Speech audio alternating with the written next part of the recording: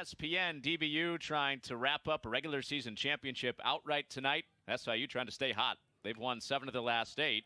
As we get going, Connor Onion, Henry Buckman, and Austin Bell leading off for DBU. Jackson Glenn, Rivertown to follow against Mike Hansel, making the Thursday night start for SIU. His 0-2 is right down the middle, and goodbye to Austin Bell. 3 pitches and a strikeout for Mike Hansel. Good start. Efficiency, that's going to be the key tonight for Mike Hansel. Try to get as deep as possible into this game to help out the SIU pitching staff, especially on the early first game of the week. Important for Hansel as well to start well. He allowed 3 runs in his first inning at Indiana State last Friday. Went 3 1/3. Facing Jackson Glenn here. And he starts in with ball 1. Yeah, he's had a lot of, if he goes, he's had a lot of good starts here and there. And so if he can get a good deep inning or deep game for him right before the tournament, that'll be a good boost for himself. This is laced to third and stabbed by Ian Walters. Good play over there at the hot corner for Walters. The preseason all-conference pick retires Jackson Glenn for out number 2. Got to trust your infield. As a pitcher, he's got to keep attacking, trust the infield to make plays. And Ian Walters, a great third baseman over there, a great fielder. He's going to make the play 9 times out of 10. So you got to trust him. This DBU team is going to put hard balls in play.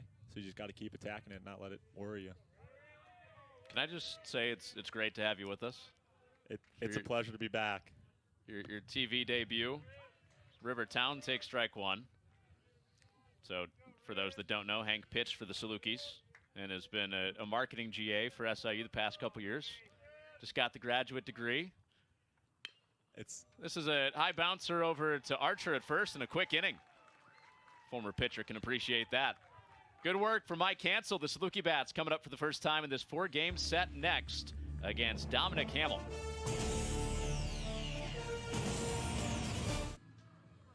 Starting lineups are brought to you by Quality Connection. Hire a Union Electrical contractor. It's your Quality Connection. Quick first inning for Mike Hansel. Didn't even get a chance to give you DBU's lineup.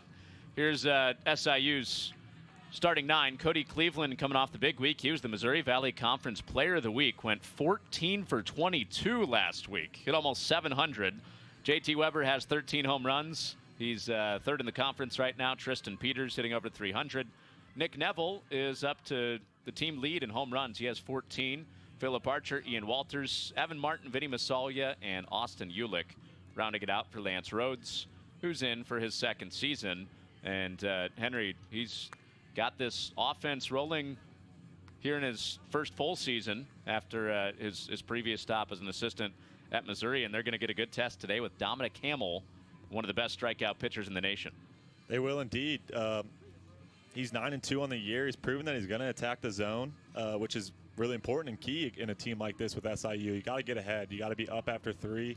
You got to throw first pitch strikes. It's very important for Hamel to get ahead as much as possible with these hot SIU bats. Mostly everyone in the order is hitting 260 and above, which is very impressive, especially for looking at past SIU teams. More of a running team, not getting on base as much. So this will be a different matchup compared to years past for DBU and SIU. It's 1-2 across pretty much every single statistical category offensively for Dallas Baptist and SIU. So the Salukis matching some of that power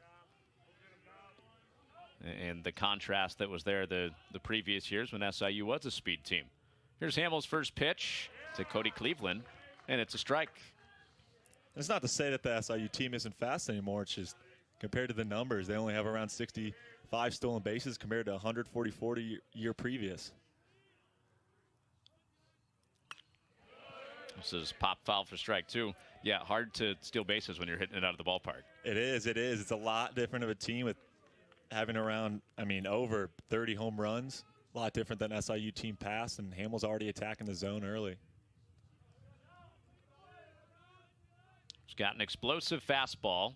His 0-2 is a high fastball that's lined out of play. Fastball that's touched the mid to upper 90s. He's seen some 95s and 96s on the radar gun this year. Also has a slider, a curve, and a changeup.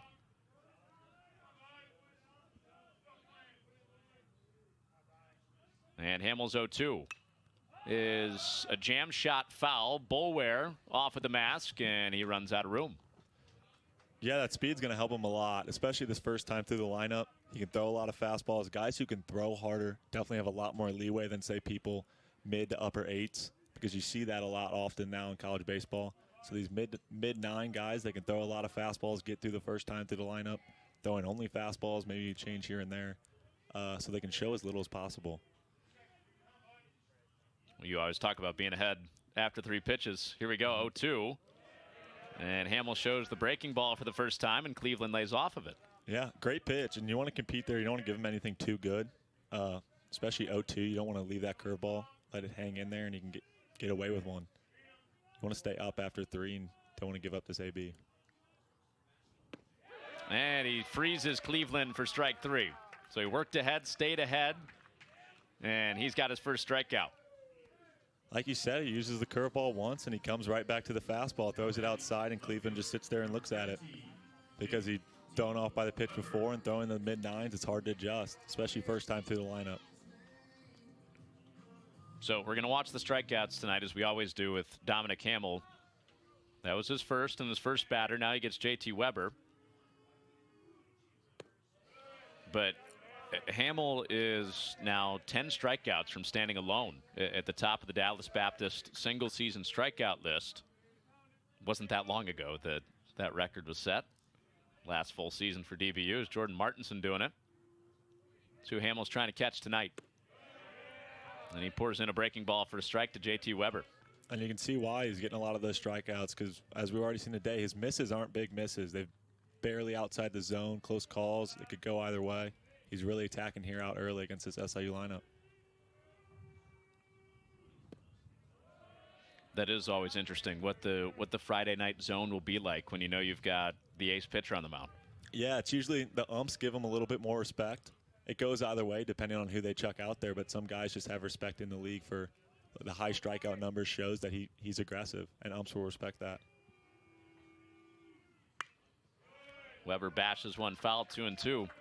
Got to be careful tonight. This is a Thursday night game with a Friday night feel. It does feel like a Friday night, but pushed ahead one day because the conference tournament starts on Tuesday. Give teams an extra day of rest. These two will stay right here. Conference tournament, all 8 teams will be here starting Tuesday. Weber lays off a 2-2, and he did not go. So it's loaded up. Yeah, it's always nice. I always loved this end of the weekend or end of the year weekend playing on Thursday. I always thought it was so much better. Getting a Thursday, Friday, Saturday, and just having Sunday off. Is that because you like your Saturday nights? I like my Saturday nights, and I love my open Sundays. 3-2. Strike 3. Helicopter for J.T. Weber, and 2 up, 2 down for Hamel, both on strikeouts. And as we've talked about, he is aggressive, and he is making these hitters guess early. They're guessing right away. As you can see, JT swinging that like a sword. Just a great pitch. Low on his zone. Snuck in the zone for a little bit, and right at the end got out, and so he missed it. Little pitching ninja sword. Nice. Yeah. There's Tristan Peters popping the first pitch up. That was an allusion to pitching ninja, right? Yep. Yep, it was. I love pitching ninja. Being a pitcher myself, I'm probably going to criticize the hitters a lot tonight. Take as many shots at him as possible.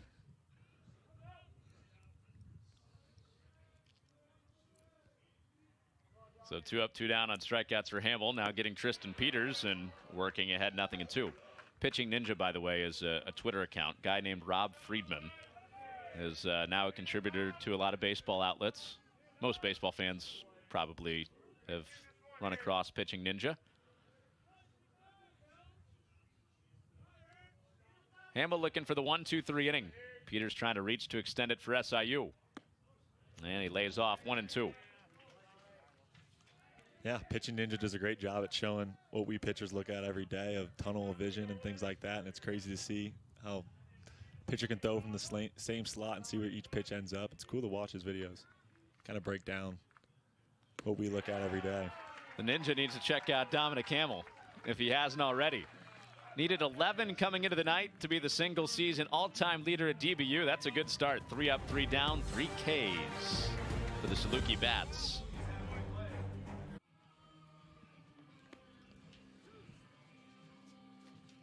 Starting 9 for Dallas Baptist went 3 up, 3 down in the first inning, brought to you by Quality Connection.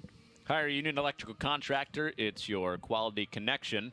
Mike Hansel shut down Bell, Glenn, and Town 1-2-3 in the first. Jace Grady's hit leadoff and did last weekend for DBU. He's in the 4-hole today. Cole Moore, Andres Sosa will follow him. Andrew Benefield, Christian Bulware, and Blaine Jones. And his 9 home runs round out the starting 9. For Dan Hefner, 17th season. DBU, their previous 6 seasons in the Valley, they've won 40 games in each of them. Here's Jace Grady, and he taps the first pitch foul. Of course, last year doesn't count toward that, not a full year. Yeah, looking at Grady's stats, you can tell that he was mainly a leadoff guy hitting 371, but, I mean, not a lot of home runs. He only has 1 on the season. He bounces this up the middle. Cody Cleveland can't get there. It's a base hit. So first base runner for either team. Seeing guy single for Grady. And there you go. He just puts it in play, puts it in the gaps. And obviously we look at statistically 3 and 4 hitters usually hitting a lot of home runs, usually hitting a lot of doubles. And this guy just gets on base. A little bit of the money ball style play. Just get on the bag and just get that run in. Well, you see it with each of the 3 and the 4 batters tonight for DBU. Combined 30 steals between them. Rivertown hitting third with 20 steals, and Jace Grady a candidate to steal with 10. Cole Moore takes one down. Well, you just saw the ground ball. You should see a lot of that tonight if the splitter is working for Mike Hansel. Yeah, getting obviously not a hard hit ball, so as a pitcher you can't be mad about that. It's a soft hit ball, just put in the right spot. He's got a good breaking ball too. Just to keep attacking the zone, just like Dominic did as well. Just keep being aggressive and attacking the zone, and get another ground ball can be a double play here. You just think one pitch can turn 2, so you just got to keep going at him.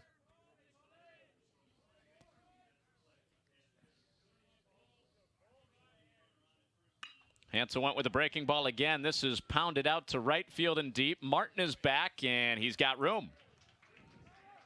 So Grady's tagging. He's going up to second base, and he's in there. So heads up with nobody out. Jace Grady into scoring position with 1 down, and you don't see that a lot. You don't, like you were just talking about. They have a lot of speed. These 3, 4, 5 usually don't see that very often, and he catches the outfielder off guard. And he was back at the wall. Hangs one a little bit there, so the player was able to put it out to the right field fence. So Andre Sosa in an RBI chance now, with Grady moving up to second base. I was surprised, weren't you? I was, yes. I saw him tag, but a lot of times, obviously, you see the runner. He tags just to make the outfielder think about it and get it in and try and cause a bad throw, possibly. So then he can get that bag, but Sosa went. Excuse me. Grady went. Sosa did not swing. Sosa at the plate in a 1-0 count, and he takes strike 1. I told you about the splitter for Hansel. He's got a fastball, curve, slider, and that split. Gonna need all of them tonight. Facing a good hitting lineup here, so he's gonna need to have all 4 tonight if he wants to be effective and get far in this game. Seen more breaking balls in the second inning. He falls behind 2-1. He is trying to keep him off balance. He might be feeling that pitch a lot more today in the bullpen. Who knows what he felt, and he might be more comfortable today with the breaker, so he's going to try and get a lot of those across. 2-1, low and out, 3-1. Hansel's battled shoulder injuries throughout the year. A shoulder injury that had him held out for 2 weeks in April. Haven't seen him go 5 innings or more since late February. And he's got the count full with 3 balls and 2 strikes. Yeah, so he's going to want to avoid what he's got right now, full counts. You're obviously going to have him here and there, but he's going to want to avoid doing that since he has been previously hurt and he hasn't really gone deep in games. And this could be a problem that he's throwing a lot of 3-2 counts. He's throwing a lot of pitches early. His payoff is into the air, left center field. J.T. Weber, Tristan Peters coming together, and it's the center fielder Peters that grabs out number 2. Great work, great pitch, and honestly, he's throwing a lot of off-speed, keeping him off balance, and right there, you just see him out front, put that ball in the air so Tristan Peters can get under it. That's one of the best center fielders in this league. Tristan Peters covers a ton of ground. That was the book on him coming in from junior college at Chandler Gilbert in Arizona.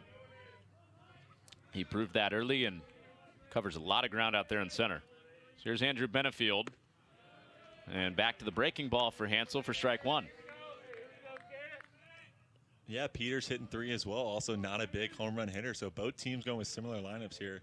Sticking a fast player there in the middle of the lineup where usually you stick a power hitter. Trying to get someone on for these hitters right here to put someone in.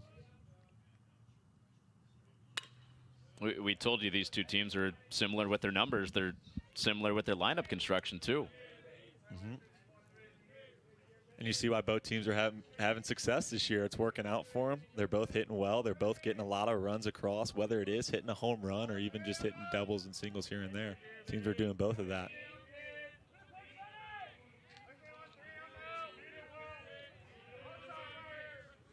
Nothing in 2 to Benefield. Runners off. Ulick can't handle it on the high fastball. Couldn't get it out of his glove. And the speed of Jace Grady has popped up after his leadoff single. Tagged up, went to second, now steals third. Yeah, you're throwing that one high there, possibly because they could see him going. They want to try and get that pitcher or the hitter to swing at that. Try and get his eyes to tease him and swing at that. And I gave it Austin Ulick an opportunity to throw him out, but he just couldn't handle it. And that's lined into right field for a base hit. And Dallas Baptist scores the first run of the night. RBI single for Andrew Benefield. And the speed of Jace Grady produces a run after his single. 1-0 Patriots. Pays off for him putting there at the 4-hole. That speed getting him to third there was big time because that would have been a close play if he was at second there. And they sent him home there. Evan Martin has a good arm out there, so it would have been interesting to see if he was on second what would have happened. So inning continues for Christian Boulware. You're talking about him being at first with 2 outs. Mm-hmm. Yeah, and he got the second there, and honestly, getting the second, that was an awesome move by him, but also getting the third there, getting that bag on that 0-2 pitch. If you've got a big slow guy hitting cleanup, then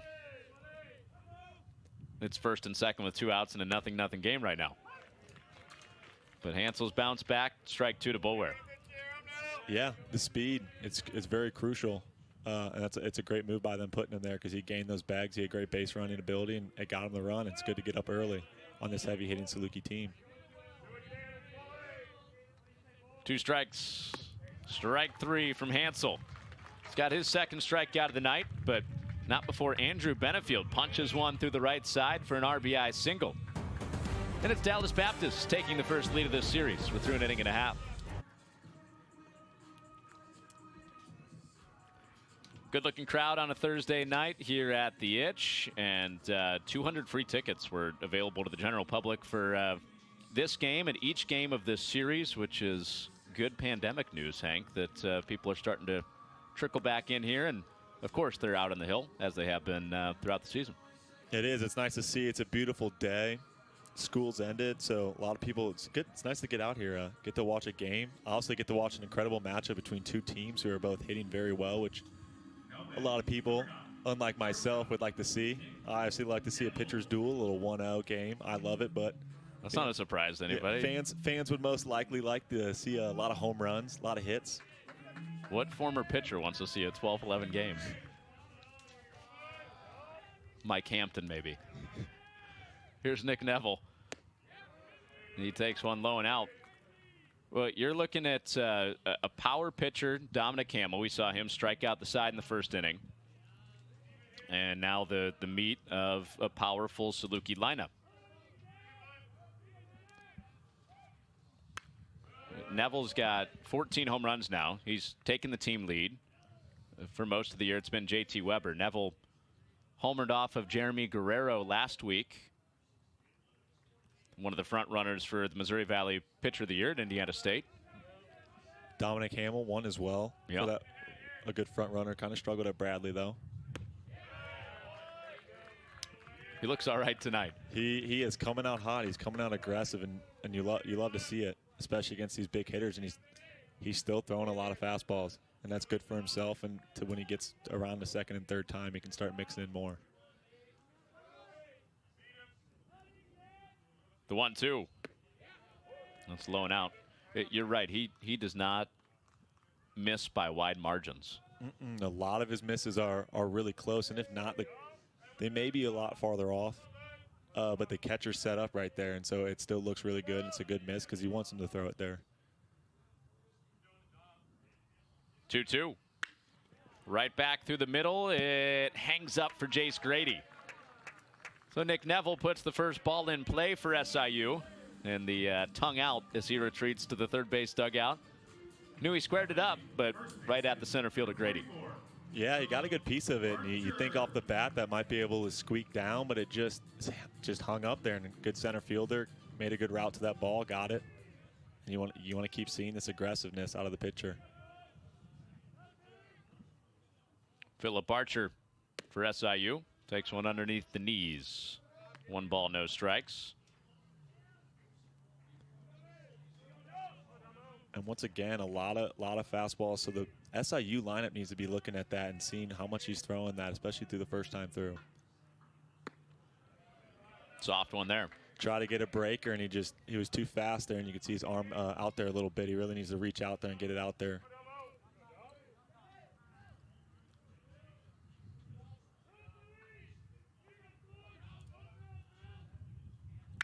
That one's right back at Hamel.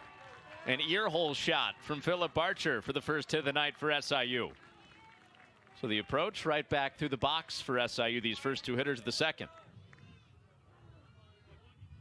And there you go. He was sitting there. He was sitting fastball. He was looking for a fastball, and that just caught a little too much of the zone, especially for Phil Archer, putting that a little in. He loves it right there, especially if he times it up well. So you see a great pitch right back at him. Let's see if the pitcher doesn't get a little too rattled from a ball hit right back at his face. I'd say Hamel will start a little bit based on the replay we just saw. Almost down on all fours. So man aboard for Ian Walters out of the 6th spot. And he's first pitch swinging. I mean, you know how that feels. That is startling. I do indeed. I remember pitching against Illinois, and 3 straight batters hit 3 straight by my ear, and I said I don't want to be out on this mound anymore. I was actually worried for myself. I usually never am, but that definitely was a scary moment.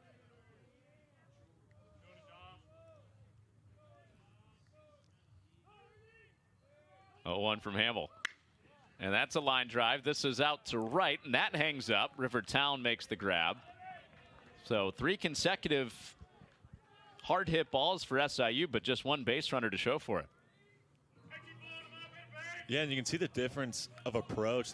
These hitters now saw what he was throwing in the first one. They saw he was throwing a lot of fastballs, and he's gonna just be aggressive. He's gonna push the zone. He's gonna test it, and so they're ready swinging. And they've hit 3 hard hit balls. Excuse me.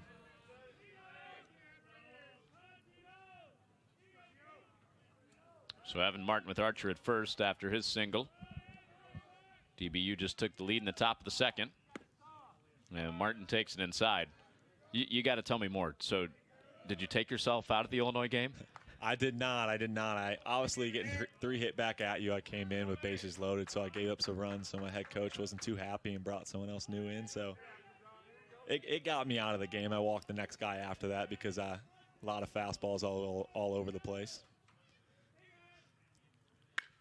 This ball's punched in the air, high out to right field. Town roaming back, and he's got room just in front of the right field fence.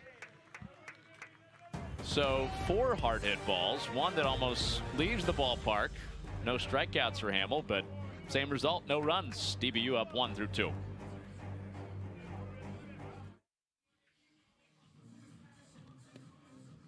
Dallas Baptist gets the first run of the series on an Andrew Benefield RBI single, and it was thanks to Jace Grady's speed, tagging up from first, stealing third, and then scoring on the single.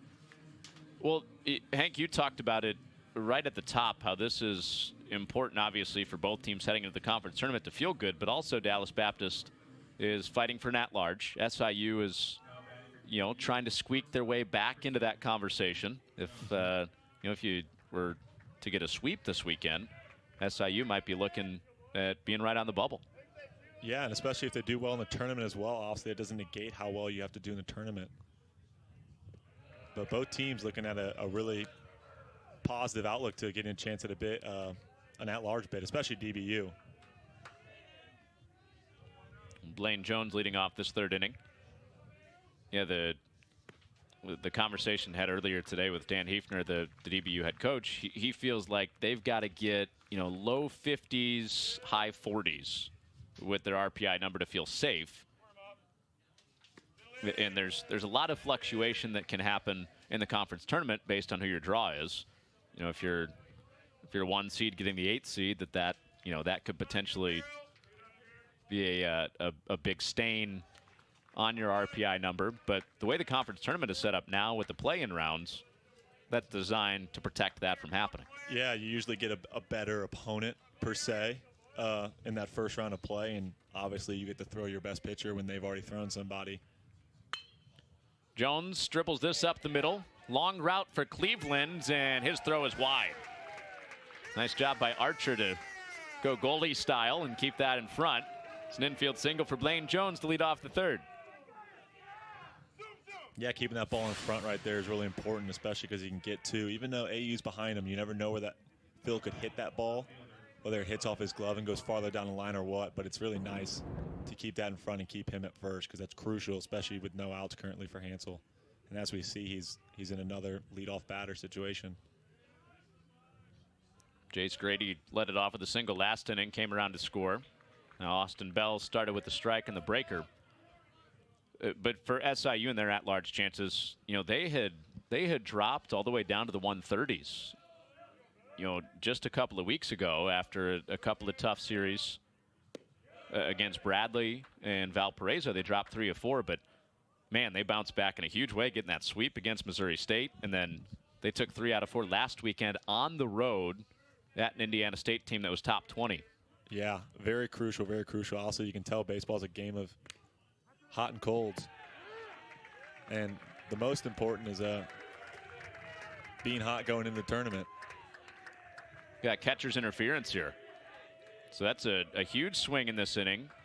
Mike Hansel was 1 pitch away from getting the first out, and then Bell clipped Austin Eulich. Yeah.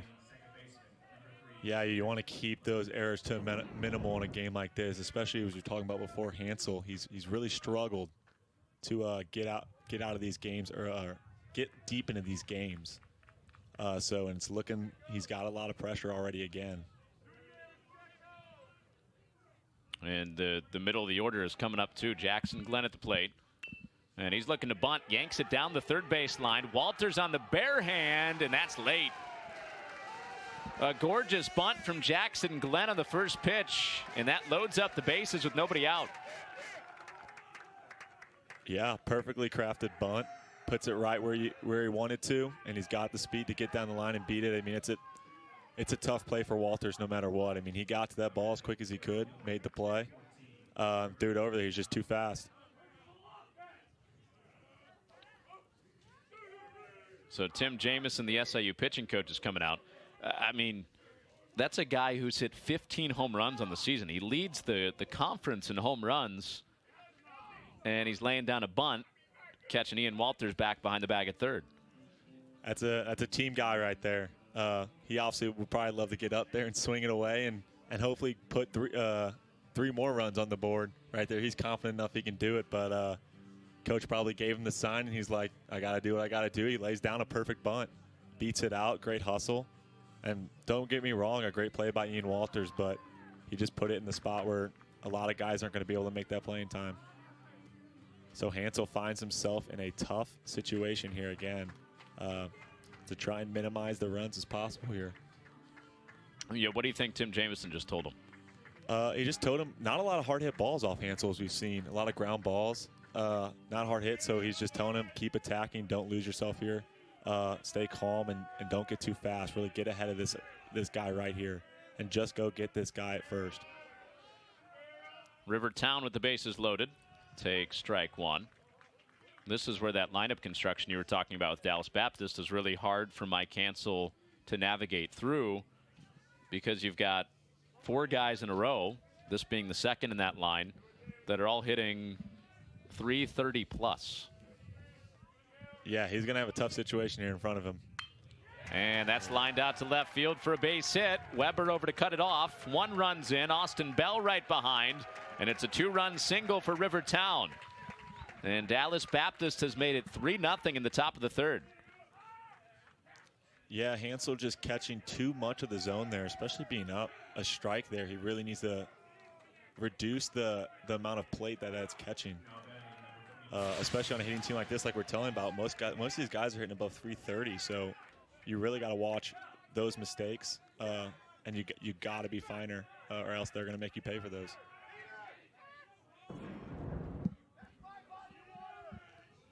So an infield single, a catcher's interference, a bunt single, and now a sharp single makes it 3-0. And bunting again. Walters comes in, makes the diving basket catch. Jace Grady shut down. Walters fighting the sun to make that play in foul territory. That is much needed for Hansel. That will give him a lot of confidence here. And now you can think in your head, one pitch can get you out of this game with a double, or out of this inning with a double play.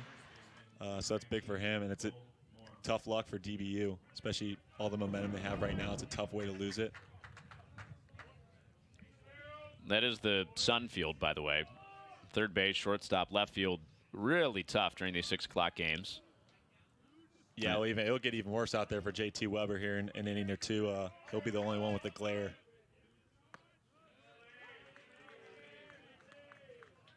We may see that tonight. We may see a pop-up out there, and saw it a couple weekends ago where the outfielder just looked up and he put his hands up, wondering, like, I have no idea where this is at, letting him know. But, yeah, it's a tough part playing here at the edge at these night games. I think we saw that here in 2019 when Dallas Baptist was here. This ball gets away from Ulick, and runners move up to second and third with 1 down.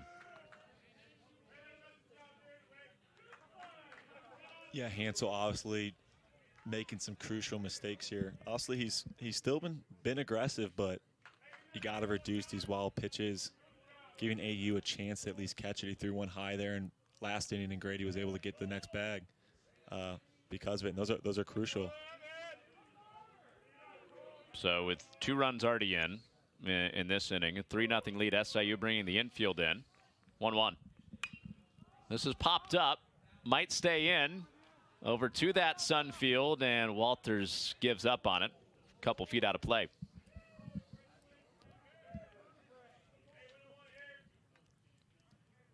You think with the way that the Dominic Hamel has pitched so far, 3 strikeouts in the first, score the second. Those are 2 big runs out there for Mike Hansel and SIU to cut down. Yeah, they want to keep this to a minimal, and also you can tell it's never a good situation when you see all 4 infielders in the 3rd inning, but that also tells you the respect they have for the pitcher they have, DBU has going. And that's on the inside corner for strike 3.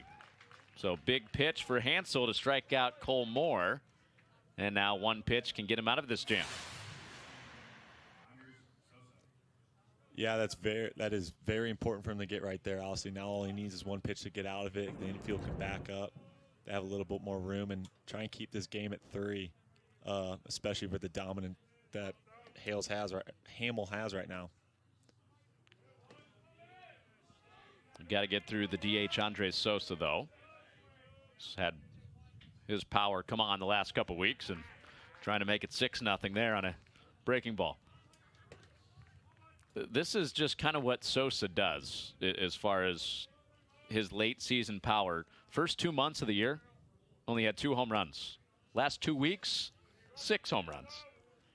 Yeah, he has one of the highest slugging percentages on the team with 540. And obviously, as you can tell, 260 for most people would be important. This is airborne. Could get the Salukis out of the inning. Evan Martin runs out of room. Yeah, hitting 260. And looking at this lineup, you think 260 isn't very good. But for most teams, 260 is hitting very well. It's just how good this team is. And obviously, as you can tell with him, he's driving in a lot of runs with 36. And he has a big slugging percentage because he puts it out in play. And as of recent, he's been putting it out of the park. I mean, even when that average was really low, Sosa was still walking a lot, still seeing a lot of pitches. So it was probably a matter of time before something like this was coming. And now he's near the top of the conference leaderboard with 2 good weeks. He rolls this left side. Ian Walters has been busy this inning, and he puts the top of the 3rd to rest. So I think all things considered, Mike Hansel will take it. He strands 2 runners out there, and some small ball earns DBU 2 more runs. They lead 3-0 mid-3rd.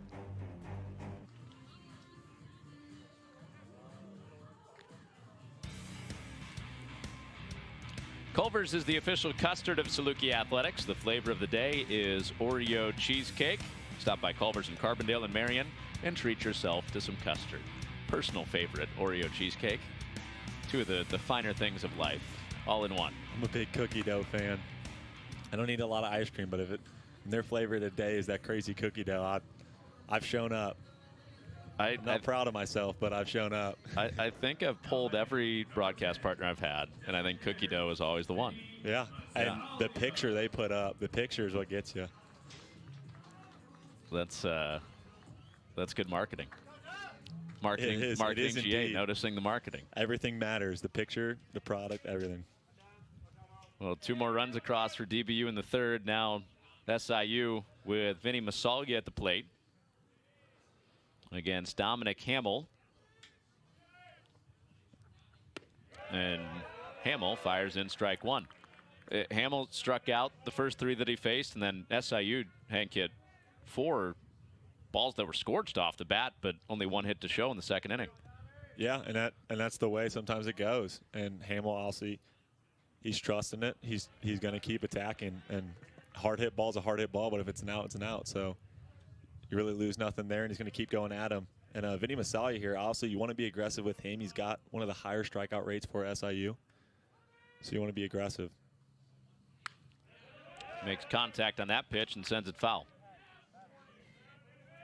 Yeah, that's twofold, right? It's a high strikeout rate, but a high home run rate too. Yeah, and obviously we're seeing that a lot in baseball now. A lot of home runs, but there's a lot more strikeouts. Just due to the power of players, but also the effectiveness of pitchers. I mean. And there's the strikeout from Masalgia. So 4th strikeout for Dominic Hamel. And another sword begins the bottom of the 3rd. Yeah, Masalia reaching 60, which is something you don't want to see if you're SIU, but he is getting a lot of runs across. He is putting a lot of hits in, so it is that double-edged sword you see. So let's see if Austin Ulick can get on for the Salukis. Ulick's been a player that's been above the 300 line with his batting average for a lot of the year. First time since very early in the season that he saw it drop below 300 last weekend at Indiana State.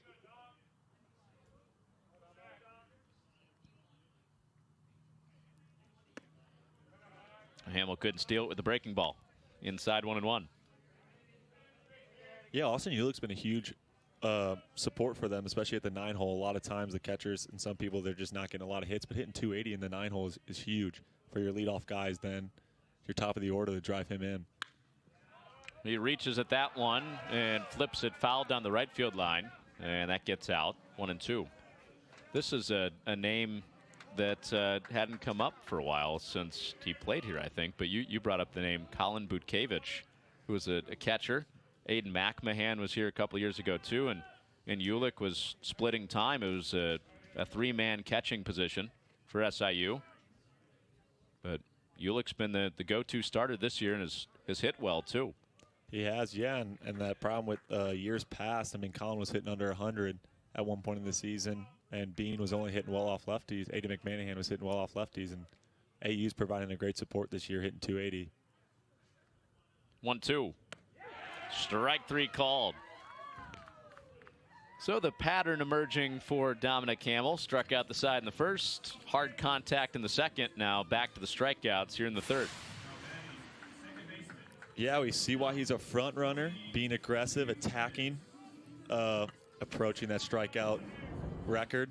And now the second time through is a lot different of a story. We're probably going to start seeing him mix in a lot more breaking balls and things like that. Yeah, now 5 away from tying the record. Jordan Martinson set in 2019 for single season strikeouts at Dallas Baptist.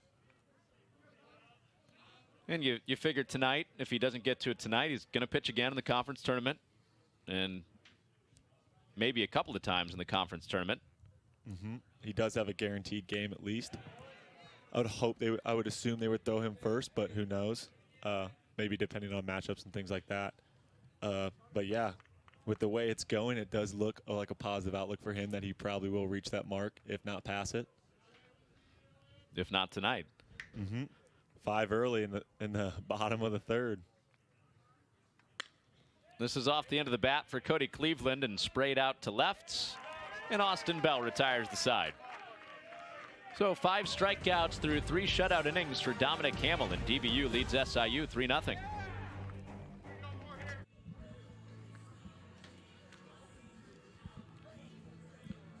Connor Onion with former Saluki pitcher Henry Buckman. How about that? The numbers for the big lefty, 6'7" southpaw, and good numbers against DBU. Look at that, 2/3 and a strikeout. Let's go. Yeah, it's one of my favorite games I ever pitched in, the hardest I ever threw in my career. Sitting 89 every pitch I was throwing fastballs. But yeah, I came in, I picked a kid off second. I was just told, hey, go get this lefty out, their best lefty who got drafted that year. But yeah, I picked the kid off and then struck him out and got out of the inning. And we came back in that game, and unfortunately our closer didn't finish the game, so I didn't end up with a win. 2018? 2018. I remember that Friday night game well. Andrew Benefield leads it off for DBU. That was a wonderfully pitched game by Michael Baird, and you followed that up directly, right? I did. I came in for Michael Baird, and then Ryan Nudemeyer came after me.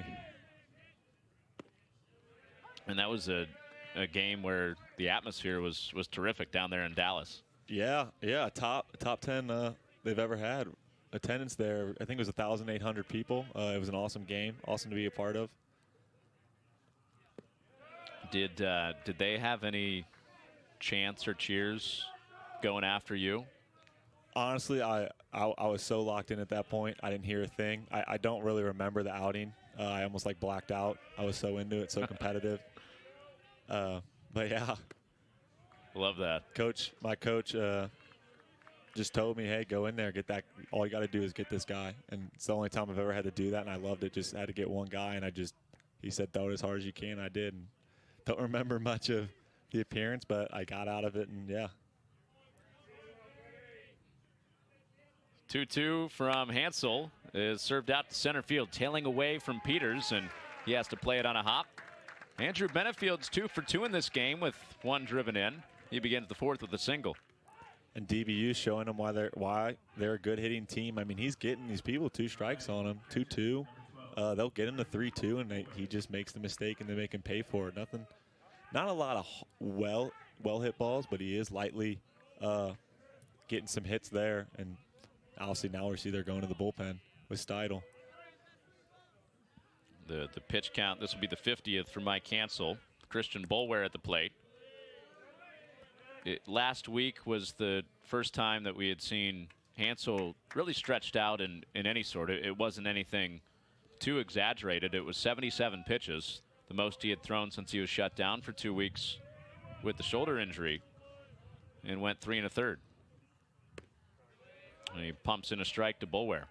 Yeah, and he's struggling, but it's okay. He really just needs to put what's behind him, and he needs to keep going and because every out's crucial. As much as somebody is warming up in the bullpen, and you see that, and it might make you feel unworried. But if he gets out of this, he can continue the pitch and just focus one guy at a time. Once yanked foul. He settled in really nicely last week in Indiana State. He gave up the 3 early, but then came back with back-to-back scoreless innings. Mike Hansel at Indiana State. And that gave SIU a chance to win on Friday night. Yeah. Every inning he can get, every out he can get is really important to just save some of that bullpen. Roller up the middle, could be 2, but it's not going to be 2. It's not going to be 1. It's past Nick Nevlin to center field. And back-to-back base runners begin the 4th for the Patriots. And he's getting the ground balls he needs to get, but these Patriots are just putting it just outside the gloves of SIU, as we see here. Now batting shortstop, number 2, Blaine Jones. I mean, his glove was right there. Close play. I mean, he could have possibly made that turn 2, at least gotten 1, gotten the lead runner. But now we're going to see the head coach come out here and go to Steidel. So Hansel will go 3+. He's responsible for the 2 runners, and Steidel coming in. But back to that ground ball, SIU on their way to leading the conference in double plays for the 7th time in the last several years. I think it's 7 times in the last 9 years. You thought that was destined for 2 with the way that Nick Neville flags balls down. I got to say, in my head right off the bat, I was going to say, there we go. I said, there we go in my head, and I thought he was going to easily be able to make that play, but that ball just sneaks right by him. And not a bad pitched outing from Hansel. I mean, he was aggressive like we said he needed to be, but just a lot of balls that were out of the reach of the players. Not a lot of walks, and it calls us for an early exit, but he's got to respect that he was aggressive and stuff like that. He's just got to be a little bit finer on some of those pitches. Some just caught too much of the zone, and that might just be my pitching self trying to think of the best outcome for him and best thing to say about him. But yeah, I think it was an average outing. You just got to be a little bit finer. You just got to reduce how much of the plate you're catching on some of those pitches, because this is a great hitting DBU team, and you may see him again in the tournament. He may have to pitch against them again. So now Matthew Steidel is on with a ERA of 7.03, but this is a guy, Hank, that can give you some length. You know, last couple outings, you go back to Evansville on the road, Murray State, 2 1/3, 2 2/3, so he can bridge it to some of the guys that you typically see on Friday night. Yeah. I mean, as a freshman, he was primarily a starter. Saw some games, and he started a game in the tournament in 19 against Illinois State. So he's seen starter roles, and he's been kind of forced to go in some long reliever. He started games, so he knows how to throw a lot of innings. So a perfect guy here to shut this down and try and keep this at 3-0 and give the Dogs a chance, give some maybe momentum back in their dugout, especially with no outs. If he can get a nice double play here in one pitch or just get a nice pop-up in the infield, would be a huge help for him and his team. But DBU, this is a huge time to really capitalize on getting to see a lot of their bullpen right now, especially in the first day of a long series that they need to, if they could win all 4, like we were talking about, their bid, just as a safety net. Yeah, if they win tonight, they clinch the regular season title outright, which would be back-to-back, which is kind of confusing because it's over the course of 3 years, but no conference play last year. But 2019, 2021, they would win it outright back-to-back. So Blaine Jones is up there, and the first pitch from Steidel is outside. The other way DBU could clinch tonight is with an Indiana State loss, playing Evansville. So magic number 1 entering this 4-game series. But the larger equation is the NCAA tournament if they were not to win the MVC tournament. Bunt is down. Jones gets it to the right side, and it's bobbled by Steidel, and he doesn't get the out. So everybody's safe, and they're loaded for DBU with nobody out. And Blaine Jones reaches for the second time. And he gets what he wanted there back to him, and it's tough to, when you hurt yourself as a pitcher, a crucial play, just sped himself up too fast, and he makes that error. So now the pressure really on. You got the top of the order coming up. And the base is loaded with nobody out. Austin Bell at the plate. And Steidl starts him with a breaking ball for a strike. Yeah, Austin Bell already with 31 runs, and I mean a chance to tag some more in here, especially nice sac fly you could get here, or even a hit could drive in 2 or more.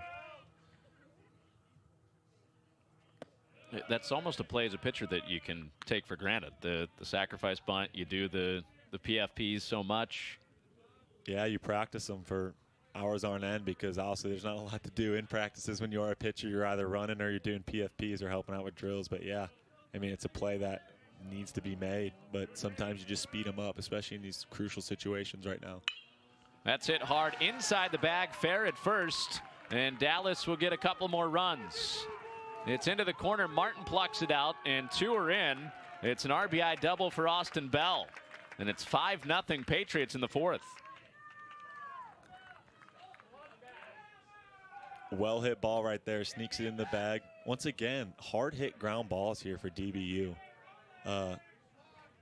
Also, we look a lot at line drives and things like that, but I mean, just putting it in the field of play. They're trying to make SIU make these plays, and as we can see, right past the glove of Phil Archer. And he gets 2 runs there to extend their lead to 5.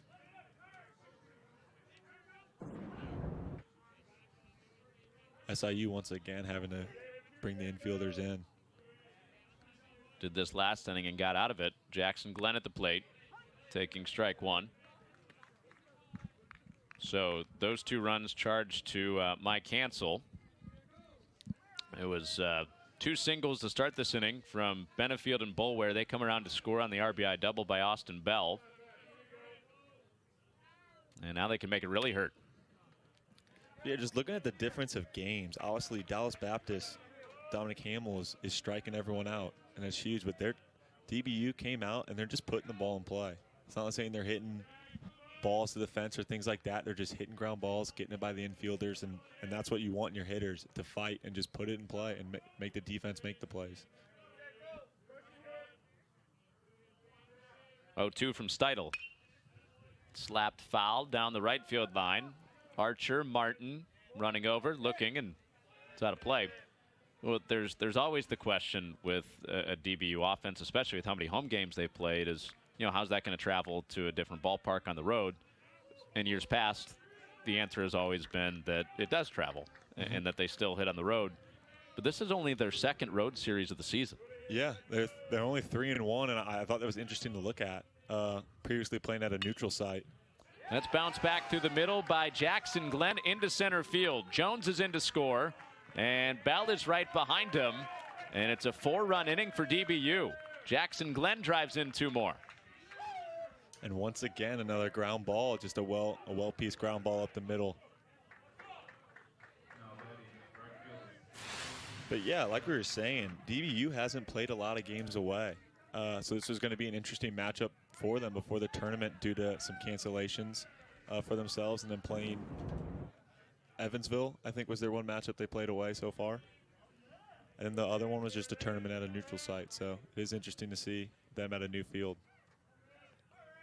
Rivertown hitting with 4 runs in.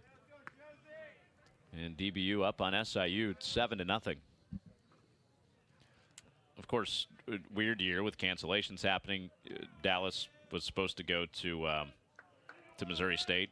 Got a Valley series wiped out in Springfield. A lot of their midweeks were also taken out of the lineup this year due to some conferences deciding not to play them. Like SIU saw with U of I, the Big Ten decided to play their only in-game or in-conference games. So yeah, definitely a very interesting year, especially for DBU, just playing a lot of home games. Well, Dan Hefner, their head coach, said that they had a Big Ten series scheduled in non-conference, something that could have helped their RPI. The Big Ten went to conference only, so that shielded out the rest of the world. Yeah, especially for a team like DBU that has gotten at-large bids in the past, and they play a lot of good teams. A lot of the Texas schools are good teams. Losing them this year is definitely tough for them because they always want to compete. You always want to have a chance at that at-large bid.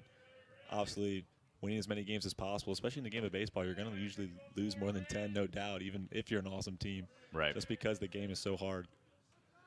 Well, those road wins against Mountain West or Big Ten teams, those are RPI boosting wins too. You know, it's nice to stay at home, but you can go on the road at like you were talking about in Illinois, or Yeah. go play Michigan on the road.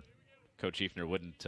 He didn't say who it was that was on the schedule, but they had that lined up back in November. And the Big Ten said they were going conference only. 2-2. Runners off from first. Swing and a miss. And that is strike 3, but Jackson Glenn swipes second base. So Town is out, and Steidel has his first out here in the 4th. And that's a very important bag that Jackson Glenn got there to get himself in scoring position with 1 out. Now a possible single can get him in, add to this lead. Or maybe he can sneak in and get another bag here, maybe a wild pitch. We've seen that recently. AU kind of struggling to keep in front of him. Austin Ulick, sorry, I'm calling people by their nicknames. Habit, man. Just a habit of playing with these kids. So I'm sorry to everyone out there listening if I use a nickname and you're a little confused who that is. It's Players Weekend. Love a good Players Weekend. What would you put on the back? I got called Hank. Just, obviously my name's Henry, but everyone just started calling me Hank here, so I'd probably go with that, or Big Buck. But that's just your name shortened. Yeah. I'd probably put Big Buck, or when I got here I was called Big Bird. Okay. Just because I was a tall, skinny kid. I'm glad I pushed you. Yeah. Not too happy with those names. Oh, you just cut your name in half. I thought maybe you'd go with Tank or something. No. 2-0 is bounced to the right side. Cody Cleveland swallows that up. And they're 2 down. Jackson Glenn down to third base. Yeah, and even getting third here, if you get just one of those, you get a hard hit ball to the outfield where an outfielder can maybe get him out. Just getting a third here now, kind of, if there's a hit, he's going to score no matter what, which is huge. When you think about an SIU offense that's putting up 8-9 runs a game, every run matters. Right. As much as you think 7-1, especially would be a big enough lead, not against this Saluki hitting team. Cole Moore at the plate. Takes a backdoor breaking ball from Steidel. And we have seen Dominic Hamel obviously dominate, but things can change the second time through seeing these hitters. So they just want to give him as much of a padding as possible to make him feel as comfortable as he can. Oh, that got Ulick in between the leg there. And making this league as big as they can. Obviously, in the Missouri Valley, they do have a run rule, but kind of speaking outside of that, you can keep Hamel out there for longer. If he's giving up some runs, that's all right, but he can keep pitching because the lead is so big. He can stay out there even if he gets into a little bit of trouble because he's not worried about they're up 7 currently. 0-2 from Steidel runs in. I mean, think about that, too. If you're talking about a run rule, if you keep your starter in there the whole game, you don't use a bullpen arm in the first game, then you're setting yourself up real well for the next 3 games. Success for the next 3 games. Especially in these 4-game series are really changing up the whole idea of these series, because obviously to win 3 games is hard enough, but to win 4 is definitely high pressure and hard to do. And a lot of those pitchers who maybe in years past weren't seeing the field as much, they're getting a chance now because 4 games is definitely a lot of games, and now you have to add that extra starter. Some of these teams are. SIU has played some midweeks, so they've been chucking a lot of pitchers out there, and a lot of guys. It's a double-edged sword, like we talked about before. A lot of those guys do get the pitch, but then when it comes to these big series, well, some guys might be worn out that had to pitch earlier in the week. You go from needing 4 starters to needing 5 starters. Yeah.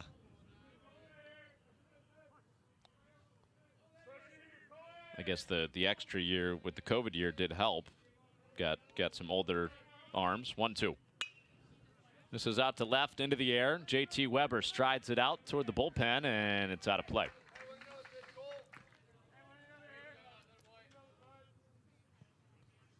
Stidle doing a good job here. He's really got to make sure he doesn't throw anything too good. He's up 1-2. Obviously, with the game going right now and the way it is, like you want to compete, but you can't just be grooving them in there for the DBU team. So it's tough because they are such a good hitting all around. You can't catch a break with this team. You're right in the middle of that gauntlet we were talking about before, with 4 consecutive 300-plus hitters. 1-2 to Moore. No swing on the appeal.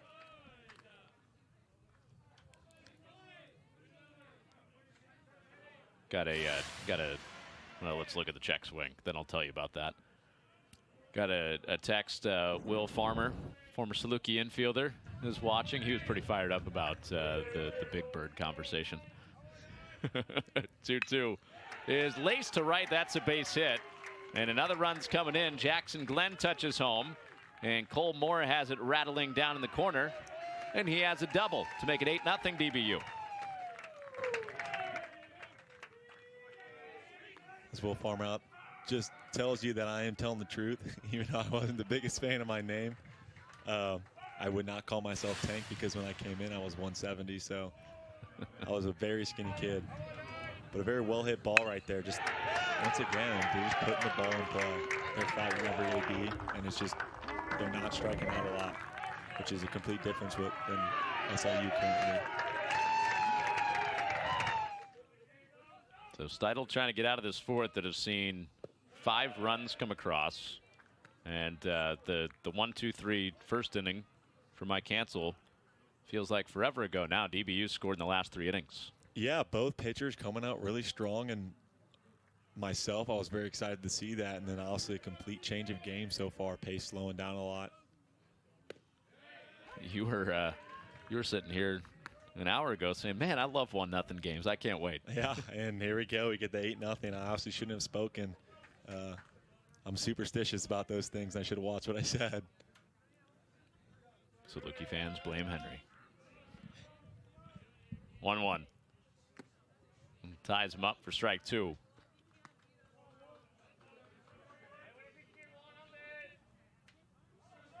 Once again, getting to another 1-2 count, and he's really gotta win these. Got to start winning these counts. They're up. They're getting up. They just gotta win them. Just gotta finish them. So as though they have given up 8 runs, they have gotten ahead. I'm looking at the positives here for the SIU pitching staff. You just gotta finish. So this game may look worse than it really is. There's just a few minor things that the pitchers can change up right now that maybe change this situation they're in right now. Yeah, the rally last inning was relatively harmless. 2-2. You look back at a 2-run third inning that SIU gave up, where if you take the catcher's interference out of it, you're out of that inning unscathed. Mm-hmm. But then you get a bunt single, and then the one hard hit ball in that inning was the Rivertown RBI single that scored 2. But then Hansel comes back, gets 3 in a row. Yeah, big props to DBU for making them pay for the mistakes. And that's kind of what we were talking about with would the offense and a team that hits a lot of home runs in their home ballpark, would that travel? Well, yeah, they've scored 8 runs, haven't hit a home run yet. Yeah, they're like we said, a lot of balls honestly on the ground. They're just well hit balls. They're battling and they're just finding the gaps, and they're just trusting their hands to get it out there. And the inning continues with Andres Sosa earning the walk. And there'll be a 10th batter of this 5-run 4th inning against Matthew Stidle. Once again, getting up in the count. You love to see that, but then just failing to come through and execute. And the guy that's been the best tonight so far for DBU standing up there, Andrew Benefield. RBI single. And double steals on here, and no throw from Ulick. So DBU keeping the pressure on, up 8-0 here in the 4th. And they're at 2nd and 3rd with 2 outs with Moore and Sosa showing off the wheels. Smart play from DBU right there. Styles just kind of mindlessly throwing away, so the runner noticed that he wasn't looking back at him, and he got the jump to go. Because they're trying to limit as much as Hamel can throw as well, and they don't want to throw another pitcher out there. So if they can get these 2 runs across and Hamel can keep the game there, then they can end this game early, and it's crucial for their pitching staff and obviously for their at-large bid looks as well.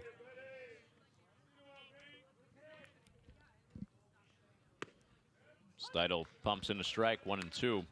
Yeah, that's a good point. That was a good time to throw on that double steal because Steidl just walked the batter, focused on throwing strikes. You're right, he didn't look back. Didn't look back at all. A lot of times in these game pitchers who come in, you're really just focusing on the hitter due to the fact that you've given up 4 runs already in this inning, and you just kind of forget. You're just like, I got to get this guy. And you're so focused on them that you lose. You kind of lose what's going on in your surroundings, and so guys are able to snag bags off you because you're not paying attention. And sometimes you may think, oh, they have such a big lead. Why are they stealing bags off me? Well, they want to win this game as fast as possible and get out of here and save as many arms. Benefield already has 2 hits, won't have one here. Another rocket, though, off Benefield's bat. Evan Martin puts it close to the top of the 4th. But 5 come across. DBU's expanded it 8-0.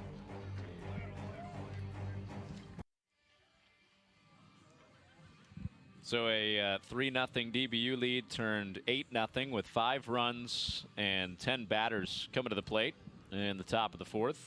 And DBU has chased SIU starter Mike Hansel with Matthew Steidl coming in relief. Game 1 of 4. DBU with a win can clinch the regular season title. SIU is coming in hot, 7 of their last 8. And for SIU, it felt like they had kind of recaptured that magic of that 19-1 start that they had when they were nationally ranked with the big win last weekend, taking 3 out of 4 against Indiana State. Yeah, and it's not to say that they've looked bad so far, at least on the hitting side. So DBU, there's a lot of game left, and Hamel really needs to make sure that he continues to be aggressive. And JT Weber's aggressive and bounces a tough hop out to Jones, who sweeps it up. And JT Weber out on the first pitch in the bottom of the 4th. And a well-hit ball on the ground. They're just not having the luck that DBU's been putting it in the right places. And we've seen recently in these last 2 innings, they're getting a lot of hard hit balls off of him. It just happens to be right at an infielder or an outfielder. Especially with this part of the lineup that's coming up. Tristan Peters out of the 3 spot. Looks at one outside. Yeah, just one hit to show for it in that second inning when SIU hit 3 balls in the air, all well struck, and it was only Philip Archer that reached base. 1-0. Yeah, and Hamel still coming out, throwing a lot of fastballs, and obviously the hitters are looking at that. They're watching that, and they're going to try and stay and be aggressive, but he's going to try and limit what they see because he obviously being up 8, he doesn't need to show everything yet.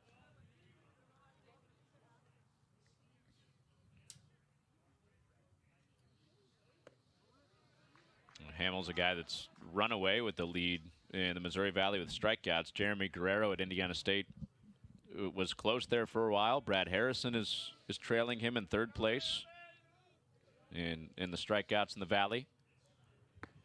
See Harrison tomorrow in one of the games of the doubleheader. But Hamel late, I mean, he's pulled away. He's got 20 more strikeouts than the next closest guy.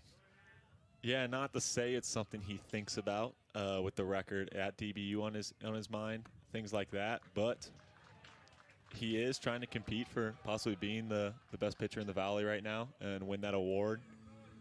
Not to say that's in his mind, but obviously competing at the best level, he wants to win that because it's obviously a big accomplishment.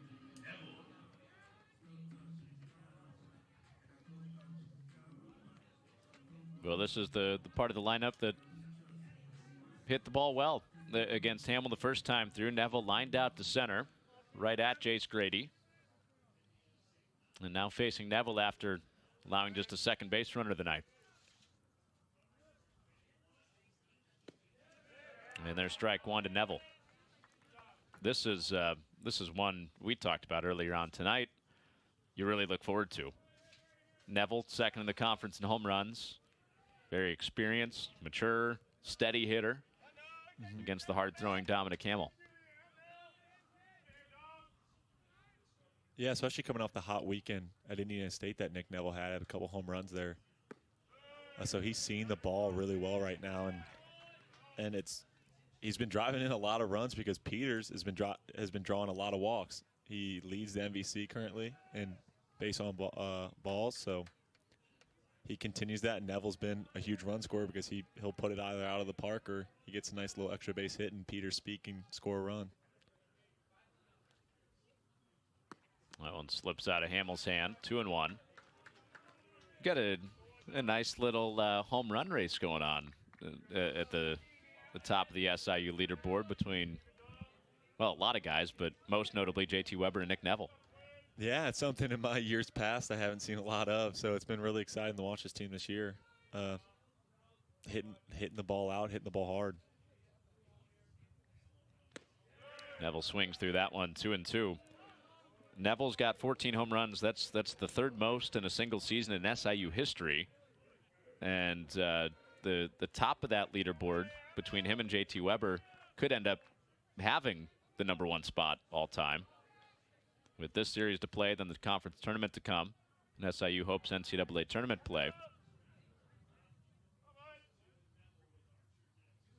Here's Hamel's 2-2. And Neville swings through a high fastball for strike 3. That's the 6th on the night for Dominic Hamel. Yeah, and he continues to pump fastballs. Some of the breaking balls that have come out, he's getting too fast, and he's just leaving it up there. Can't really get it out there. So being able to attack and keep using this fastball, he's not needing that pitch. So it's really good for him. But SIU really needs to make him pay for that if he's not able to get it across. His sliders look good tonight, but that breaker's kind of struggling a little bit. So after the 1-out walk, strikes out Neville. Now gets strike 1 on Philip Archer. There is somebody with a radar gun. I assume a scout right in front of us. I was trying to check out the velo reading. Hamel has been mid-90s at times this year.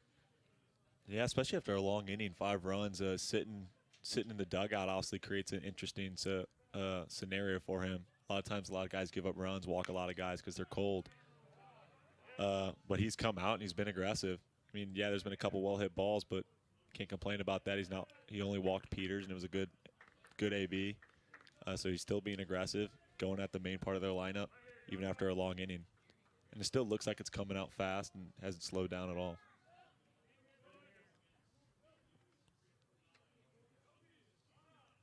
He's ahead of Archer, trying to get out of this 4th with Peters at first. Here's Hamel's 0-2. That's the similar velocity and location that he struck out Neville on off.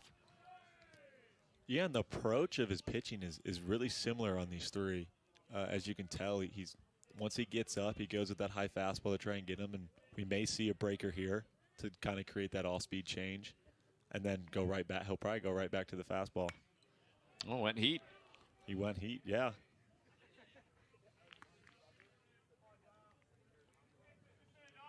But yeah, you can tell he trusts the fastball, and SIU hasn't really proven to. They've gotten hits there, here and there, but they're right at guys. So why not just keep doing it? You're up 8. Just do what's working. Keep being efficient and keep mowing through them. Hopefully. Archer swings through a high fastball, and Dominic Hamel's got his 7th strikeout of the night. Came in with an ERA in conference above 7. But mowing them down tonight through 4 scoreless.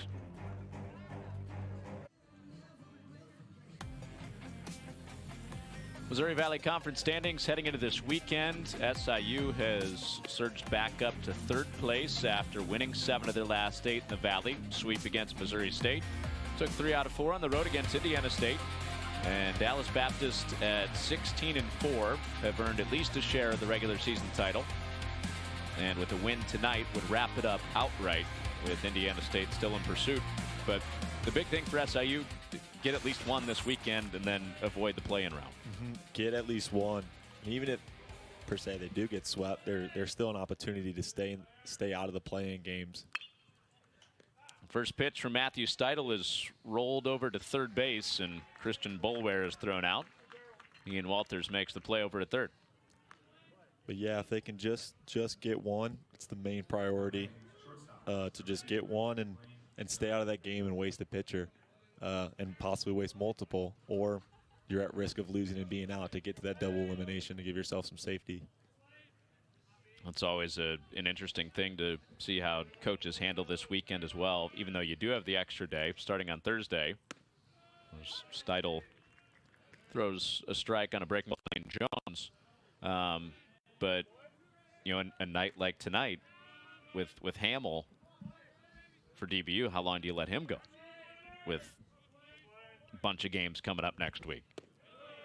Yeah, and also you're always playing to win, and Hamel's going to tell you he wants to be out there and he wants to keep playing.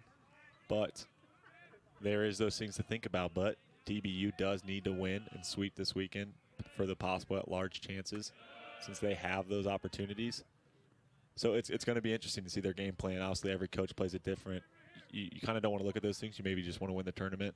But there's two things they're fighting for, and they want that safety net of maybe getting an at-large bid like they have before recently.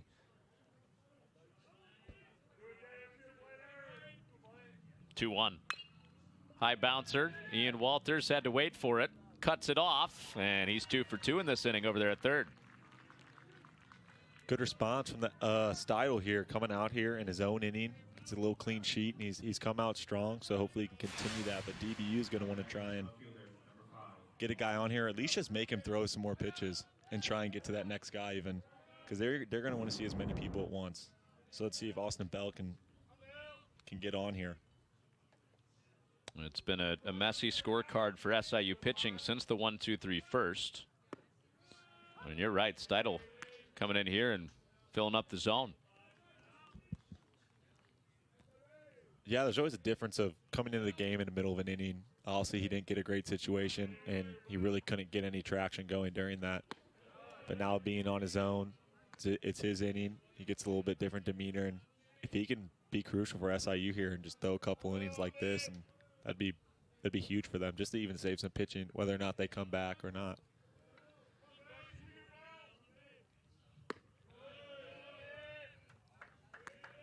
When if it is a deep run into the tournament for SIU, you figure that Steidel's a guy that has some flexibility with the innings that he can give you, and he's going to play a big role if SIU does win the tournament. So this could be, you know, a multi-inning effort tonight to try to save some of the arms, not only for the rest of this weekend, but looking ahead to the conference tournament too. And this could be one final tune-up for Steidel before pitching in some big moments in the tournament. Yeah, for sure. And obviously he wants to end this in a good note so he can have that momentum, that confidence going into the tournament, or maybe he sees the field later this weekend, who knows. But just for his own sake, to keep, I finished strong, my own innings, I did well. You know, you can take the positives out of that and you can feel confident going in the next time you pitch.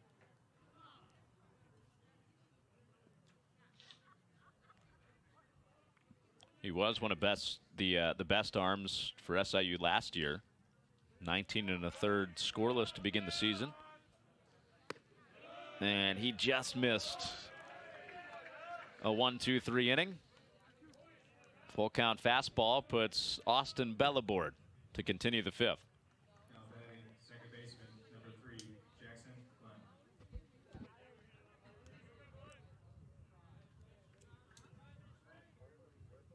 Yeah, he's going to want to make sure to get out of this. You don't want to get a easy 1-2 right out the gate and then give up a 2-out run here.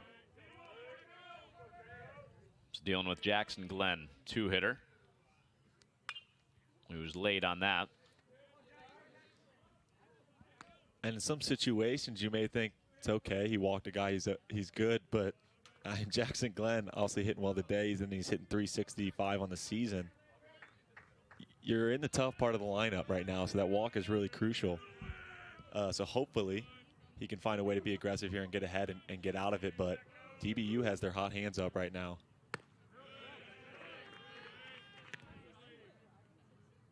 Well, Steidel's had to work hard these first 2 innings. Pitch count already up to 50. They had Dallas Baptist 1 through 9. Whether or not they're getting out, they're fighting, and they're creating long counts, and And that's huge for a team, and they're putting the ball in play, and they're finding the holes, and that's why they're up 8-0 right now. SIU also striking out 7 times today, and it's a complete difference on this end. They're fighting through ABs, they're creating long at bats, they're seeing pitches, and it's paying off.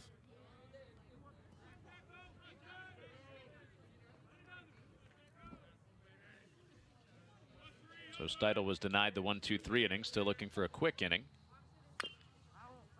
And it's 2-2.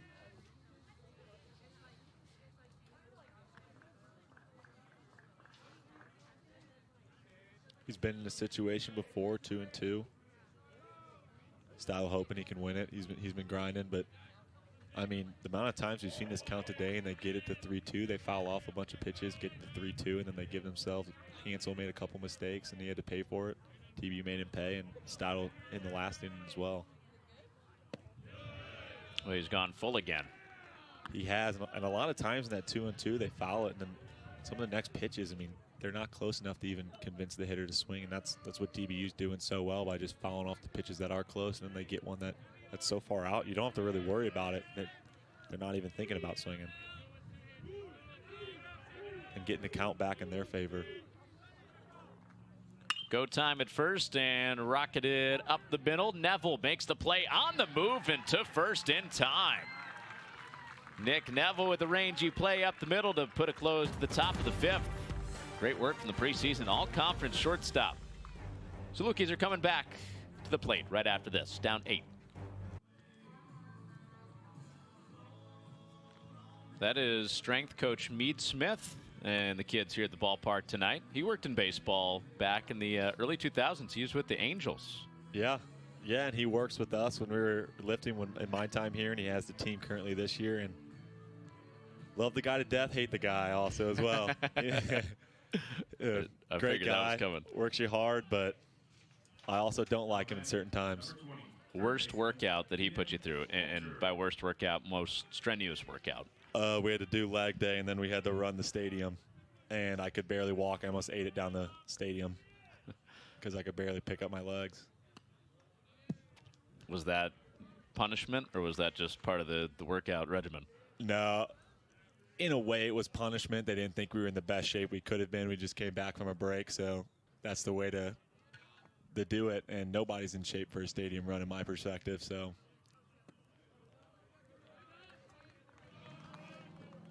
I'm sure Meade has plenty of stories like that. I remember Brittany Patrick, the former women's basketball point guard, telling me about a day she went home near tears because of how hard the workout was. That's fouled by Ian Walters. You sharing that experience?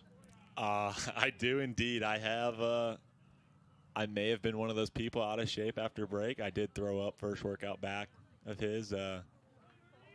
I would say I was a person in good shape, but it's just a different working out on my own and working out here is a whole different thing. Here's the 2-1 to Walters. He slices that foul. Well, we've seen 3 fastballs in this inning from Hamel, and they've been at 92 on the radar gun, 92 miles an hour. Friend in front of the press box has shown the gun. Which is very crucial for him that he's still throwing a lot of fastballs, and from a strong SIU hitting team, you think they would be able to pick up on it, but they've had some well hit balls tonight, but they haven't found the holes they would hope. But yeah, so he can just keep going to it, has a big lead. Why not just keep doing what's working for you? Last one was 93 miles an hour.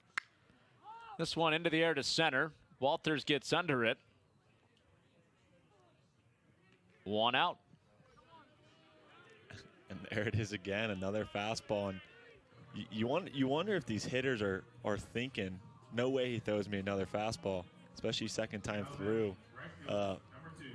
And your coach always tells you, look, fastball, adjust. But obviously, people are different, and not everyone listens to their coaches. But they're currently right in this moment in time because he's throwing a lot of fastballs.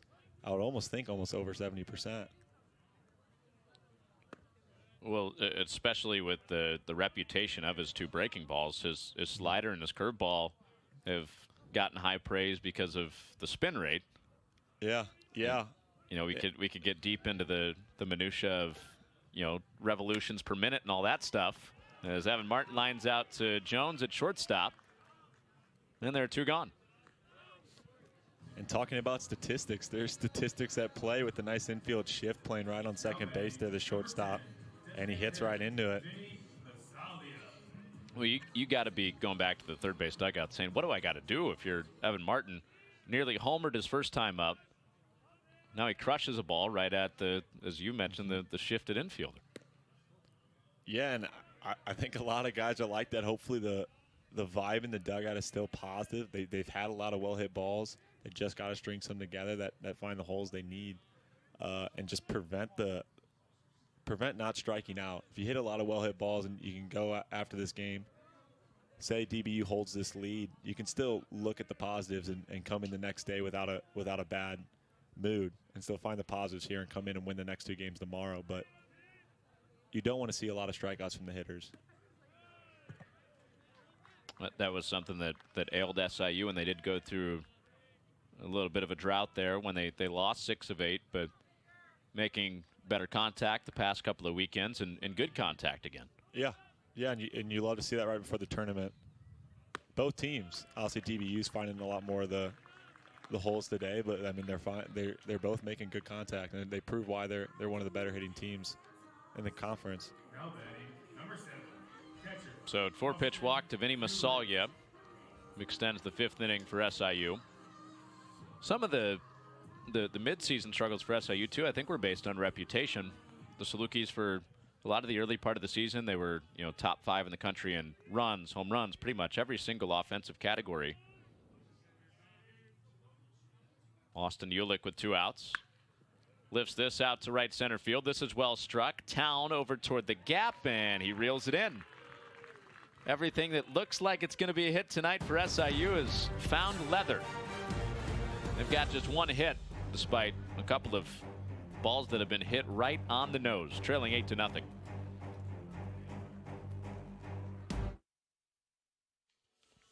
Styles game summary up to this point sees Dallas Baptist up 8-0, out hitting the Salukis 10-1. It was the big 5-run inning in the 4th that pushed him ahead, and Dominic Hamel's been great on the mound for DBU. He's proven why he's a front runner for pitcher of the year in the MVC, and he's keeping it up. He keeps attacking, and he keeps throwing fastballs, and the offense of Jackson Glenn and others and company, that middle of the lineup is just not giving up any leeway. They will battle to get 2-2 counts, 3-2 counts, and they win them, and they just wait till the pitcher makes a mistake. For all your office furniture, machine, service, and interior design needs, reach out to Styles Office Solutions. So the 5-run inning we talked about had no impact on Dominic Hamel. He must have been sitting for 30, 35 minutes. That's an unofficial estimate, but he was out there a while. Cody Cleveland scoops up this ball, but will have no play. It's a leadoff single for Rivertown. Another ground ball that just finds a way to get in a spot that SIU, he made a play, but he just, right as he was trying to turn, he kind of caught his cleat maybe in the turf and just fell back over. So yeah, it's just, as we see, DBU's just having won't want to say luck tonight, but they're really just putting the ball play in the right spots. I wish we had this data to look at, the exit velocity data. Yeah. I bet you, if you looked at it right now. Very similar numbers from both teams. Outside, obviously, Dominic Hamel will get a lot more strikeouts, right, but the balls that have been put in play by SIU are hard-hit balls. But I'd almost say that they've got the advantage. Yeah. But it's 8-0. And that's the game of baseball for you. And as a pitcher, you hate it and you love it, especially when you're getting smoked and it's getting smoked at guys. Then you're happy. That's yanked high, hard, and deep, but foul for Jace Grady. And he's in the 0-2 hole. Yep, small ball in the 3rd, and then DBU strung hits together in the 4th. 5 runs on 5 hits. But yeah, this is where DBU's been really good tonight. 0-2, the hitter's down, and they've been able to battle to get it to 2-2, 3-2, and then get themselves a pitch where SIU's pitchers made a mistake and they were able to put it in play. And SIU, pitching-wise, they just, like that pitch there, you see at his head, he doesn't have to think about that. He can just stare at that, and 90% of the time, they're not going to swing at that most hitters, and especially this good hitting DBU team. So now they can just stare at that, and now he's 1-2. And so they really got to compete better with these pitches when they're up. Steidel did rebound with a competitive pitch there. Yeah, and you like to see that nice little off-speed, keeping him off balance, and he's got to make sure he doesn't catch too much of the zone. It's that double. Don't float it. Yeah, you also can't. You can't be too fine, but you also you just got to make it more convincing. You want to be in the zone and then sneak out last minute, so they either tip it or like that. Yeah, that's a good competitive pitch, and he's able to get a pitcher out, or able to get a DBU hitter out finally on strikeouts. Third one of the night only for DBU for the amount of times they've gotten 2 strikes in the counts.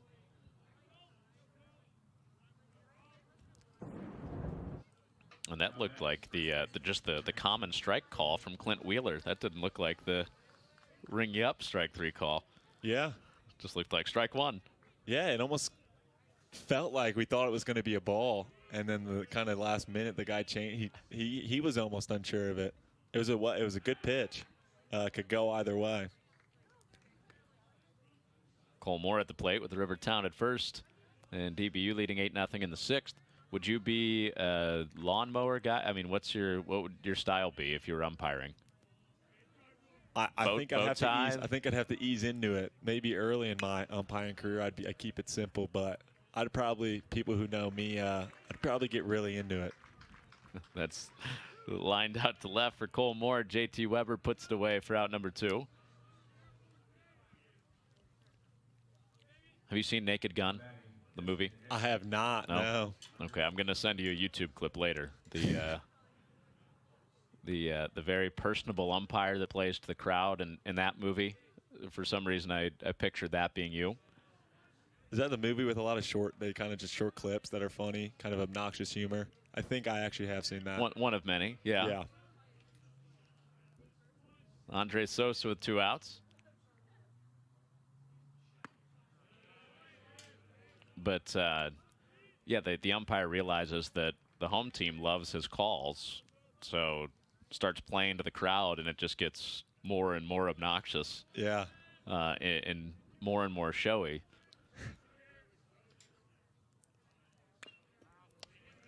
I don't know. I figured you to be a showman. Like I said, I think it just takes me a little bit to get into it. You know, sometimes I don't want people to see how crazy or weird I am, and then once I get comfortable, it's over. Okay. It's over from there. Break the ice, and then it's off to the races.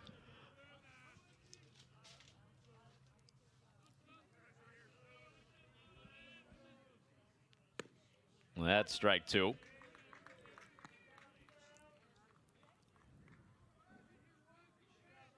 Be a big inning for the Salukis to get another 0 up on the board. Hopefully the hitters will hit ball. Maybe they can find some runs next inning and kind of change the momentum of this game.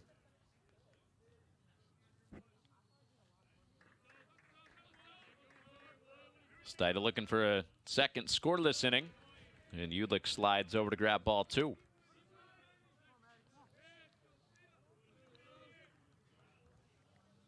Well, SIU, when they've beaten DBU, which has happened just 5 times since DBU has joined the Valley, it's when they've gotten good pitching. So if SIU were to come back tonight, this would be an outlier game. You mentioned the game in 2018 where you came in, one of your favorite games of your career, where Michael Baird had it rolling on the mounds. You know, those are the type of performances it's taken against a good Dallas Baptist offense every single year. Yeah, for SIU to remain in it. They're a team that makes you pay for your mistakes, especially on the pitching. Especially for them when they're hitting, they're so good at making you pay when you just put a ball in there. Similar to some of the best teams in the country, and that's why they get these at-large bids, and they're so successful against other teams, not only SIU, but every team in the Valley. 2-2 runs in, and it'll be go time for Rivertown over at first base. But yeah, we beat them 2 times in my career while I was here, and it was due to the starter getting far into the game and bringing in relievers. Myself in one that was close, but guys like Nudemeyer, McDaniel, Yeager. Payoff bounce foul by Sosa. Think about the 2019 game here on a Friday night. You would have been on that team, right? I was indeed, yes. Yeah, 3-2, SIU won. J.T. Weber with an 8th inning rally capper. Bloop single out to left. Not the best looking hit, but doesn't matter how you win it. As we've seen tonight, a well-hit ball can. This is Bloop to right. Long run for Martin, and that's a foul ball. So after all that running and glove tossing and hat flying for Cody Cleveland and sliding for Evan Martin, it's just a foul ball. And that was a scary moment, too. Yeah, Martin's struggling right now. I don't know if his wrist, sometimes when people dive, his wrist looked like it kind of got caught here. We'll see. They did collide, yeah. Yeah. Cleveland right on the hip.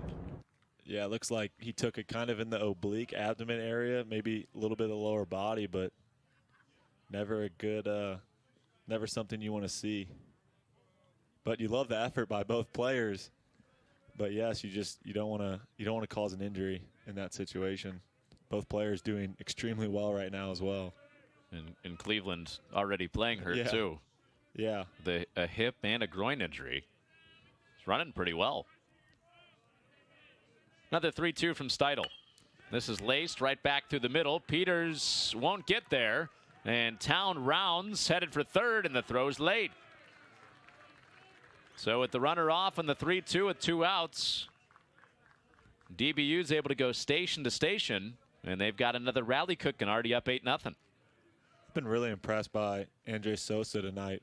That's another AB where I feel like he's gone down early right away, 0-2. And we talked about the other hitters, but I think he's really stood out to me. And he gets it to 3-2, and he makes Steidl leaves that pitch way too much in the middle, and he's able to drive it back up the middle. 12 hits already for DBU. And now Andrew Benefield had 3 good swings tonight. Steidl starts him with a breaking ball for a strike. He's one of the rare who had a nice driven ball for DBU, but just happened to go right at the right fielder.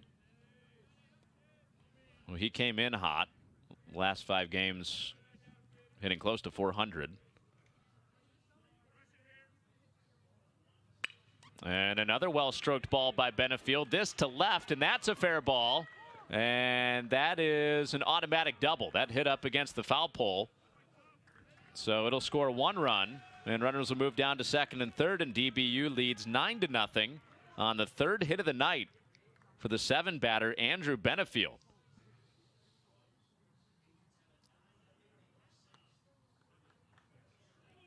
And the Saluki pitching staff really struggling. They're getting the 2 outs, but even last inning, Steidl let some guys on, and he had 2 outs early.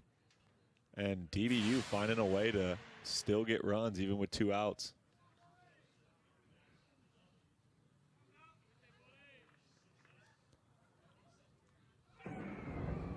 You don't see that very often, bouncing and hitting the foul pole. No. But yeah, interesting. Kind of at first glance, I was thinking, is that still in play or not? I haven't seen that often. I did assume that it would be a ground rule double, but I wasn't unsure. And the umpire, a lot of the players also kind of thought play was still going on. So here's Christian Boulware taking strike 1 on the breaking ball. Well, big runners out there now. You're thinking about a potential run rule. It would be 10 runs through 7 innings to potentially end this game early. So if SIU's thinking about a comeback, Steidl needs to hold here. And he works ahead again. So here's the turning point time that you keep bringing up with these Saluki pitchers. You get to 2 strikes with 2 outs. Now can you close it? Yeah, he's looked really good in these first 2 pitches and up after 3. I'd love to see the percentage of being up after 3, but now that brings in the problem of that's a great pitch right there, just missing the zone. It's a good pitch, and I mean DBU has great hitters, good eye. Ulick loved it. You like that pitch, yeah. Ulick's happy about that. like that pitch. But in these situations, he's been getting a lot of big misses where Ulick's flailing out, trying to catch it, things like that, that are not a good look. So that's a good pitch right there, and hopefully he can. That's what you're talking about. And now the prime example, of what I've been talking about. So you don't want to see those. You want to reduce that to a minimum as possible. But now we're back to 2-2, and DBU's done an awesome job hitting and getting into these situations, and possibly even getting it to 3-2 and making Steidl make these mistakes. 2-2. And all the way back from 0-2 to 3-2, and that was a pretty impressive take there. Yeah, that was a good pitch, a tough pitch to look at, and you can just tell the confidence of the DBU hitters, and you'll definitely think tonight that Tim Jamison will talk to his pitching staff and say, hey, we got ahead, but we really got to finish and execute towards the end of it. 3-2 is laced out to left, and that's in there for a base hit. Two more are coming home. Sosa followed by Benefield, and the throw goes to second base, and that's in time. So Boulware tagged out, but he drives in two more, and DBU stinging SIU up 11-0 through 5.5.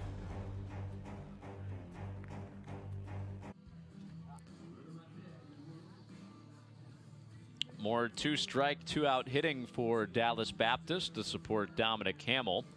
And 11 runs on 14 hits in game one of this series so far. Connor Onion, Henry Buckman with you. And that theme keeps re-emerging, Henry. Yeah, and as a pitcher myself, it's really frustrating to see because you're doing the first half right. You're really getting ahead, but it also shows there's more than just getting up. And big props to Dallas Baptist for really battling in the box. It's being down 2, and it's almost like they look better once they get 0-2 than they are at the beginning of the AB. And maybe it's just the pitchers struggling or not, but I mean, they've still fallen off a ton they've battled a lot of pitches. They're not striking out, and they're putting the ball in play. It's the funny thing, a couple of different ways how this game has gone so far. Cody Cleveland leads off the bottom of the 6th for SIU. But we talked about how SIU's been hitting balls all over the park, nothing to show for it. And DBU hitting with 2 strikes and 2 outs. You'd think everything is advantage pitcher, but they've turned that around and scored 11 runs. Yeah, and just as we're talking, as much as it's 11-0, it's crazy how some of these little things change here and there. Like this game could be completely different. So there's obviously still some game left for this heavy hitting SIU team. And Cody Cleveland hits another one hard, and that's right at another fielder for the first out. Out to Jackson Glenn at second base.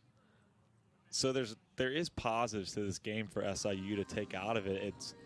It may not be as bad to say if you just check the game score and you see 11-0, wow, it must have been a very bad game. Oh, there's only 1 hit for SIU currently, but they're hitting the ball well, and they've gotten up on the pitching side. They just got to finish, and they just got to find these holes hitting.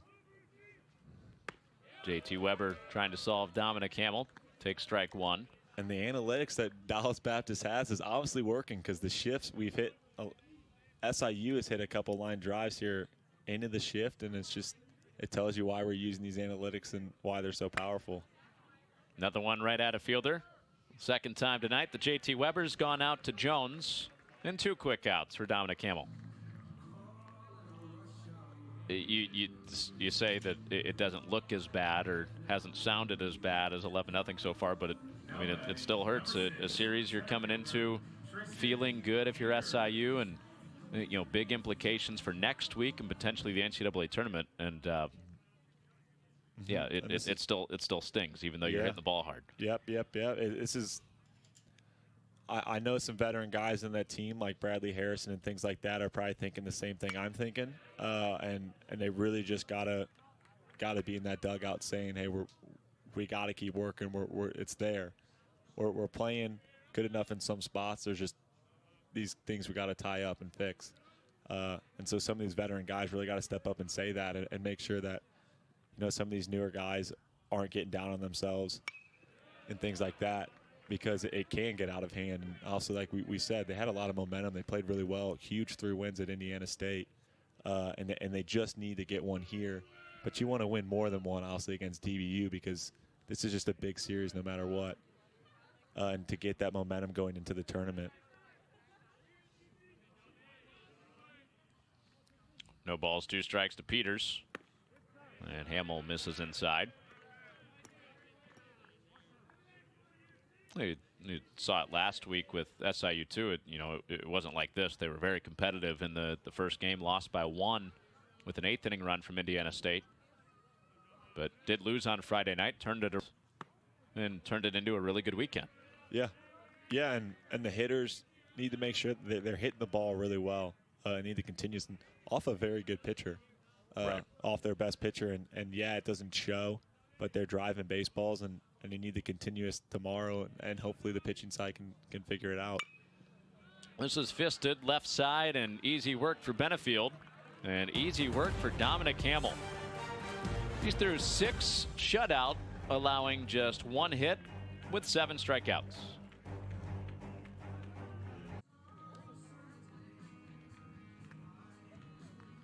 Third pitcher of the night for SIU as we enter the 7th inning. Connor Onion, Henry Buckman with you. DBU putting it on SIU in game 1, 11-0. And after it was Mike Cancel and Matthew Steidel to start it, Kyle Dixon is coming on, second out of the pen for SIU. And we'll give you his numbers in a minute, but it's always a good time to check out the dogs in the ballpark, of course. Are you a good dog identifier? I'm always terrible at this. What type of dog is that? All right, that's a human. That's the new pitcher for SIU. It looks like a Labrador. I could be wrong, but or a retriever. I'm right there with you. I'm not. It's not a Saluki. I know that much. I think we could both get that far. But yeah, that was a director fake out. We were all right. Now we're back to the dog. Okay, are we talking about the pitcher or are we talking about the dog? What's happening? The dog is occupied. I think we'll talk about Kyle Dixon. He's 6'3", 205-pound right-hander out of Illinois. Pitched last year for SIU and has pitched sparingly this year for SIU. Only an inning and 2/3 over 3 appearances, 5.40 ERA. And all of his outings have been less than an inning. And in a blowout situation here, down 11, you would think that they're going to try to ride him through the 7th inning, at least. Yeah, it's a situation where you get a guy who maybe hasn't seen the field as much, or maybe hasn't been as good this year, is struggling to maybe get him some feel, because in the tournament it's all hands on deck. He may see a batter here or there, and he may not come in for a full inning, but he may come in just to face a batter or two. And so getting him some momentum going in the tournament, maybe he can give you something here. And we'll see. Gets Blaine Jones to begin it. And spikes 1. We were talking about Hunter Hart earlier, your former teammate. See any similarities in the delivery for Dixon? Both have that really whippy release, as you can tell if you watch him and how he brings it back and snaps it out front. It's to a lot of people, it's kind of wild looking in a way, and obviously it causes some issues, but some people are really good at it. It's really deceptive to the hitters because he's moving a lot and all over, and so they can't really pick up the ball in your hand. But a lot of times these guys do struggle because there's a lot of moving parts. Hard to repeat. Yeah, it is hard to repeat, and some guys are good at it, some aren't. A lot aren't. And as we've seen here, he goes 4 straight balls, really struggling to get that fastball in there, and he really needs to just take a deep breath and just pitch to the glove and be as aggressive as possible. If you give up hits, you give up hits, but hits look better than walks.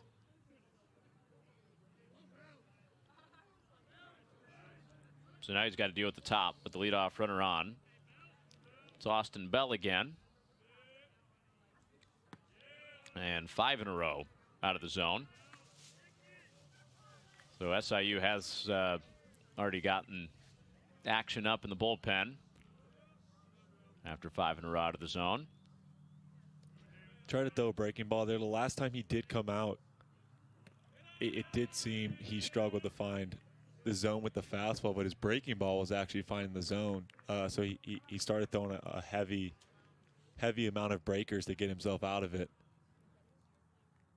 And as AU goes to talk to him, probably to calm him down, and AU's letting Bunnell get some time. I think that's Bunnell down there, number 30. It is, yeah. Yeah. Best mound visit interaction you've had? Lay it on me. Probably, I don't know. Probably the best mound visit. I haven't had a lot of good ones or happy ones. So most notable? I'm going to keep away from those.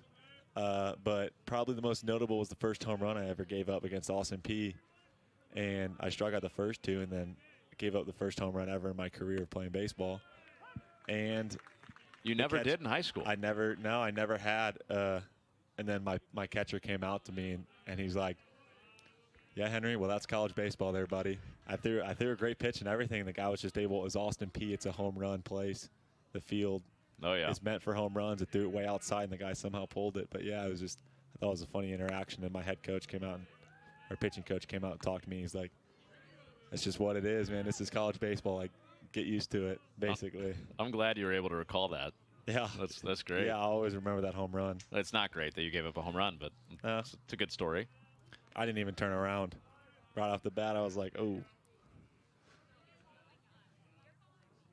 3-1 from Dixon. Drops low to Bell, and he's walked the first two that he's seen. You're telling me that you never gave up a home run before that. You must have dominated high school. Yeah, I did. I think I had a 1 ERA in high school. Yeah. Even my batting average off me here, my biggest problem was I'm doing what this kid's doing right now. I'm walking a lot of guys. A lot of people just couldn't hit me solid because I was just a lengthy left-hander.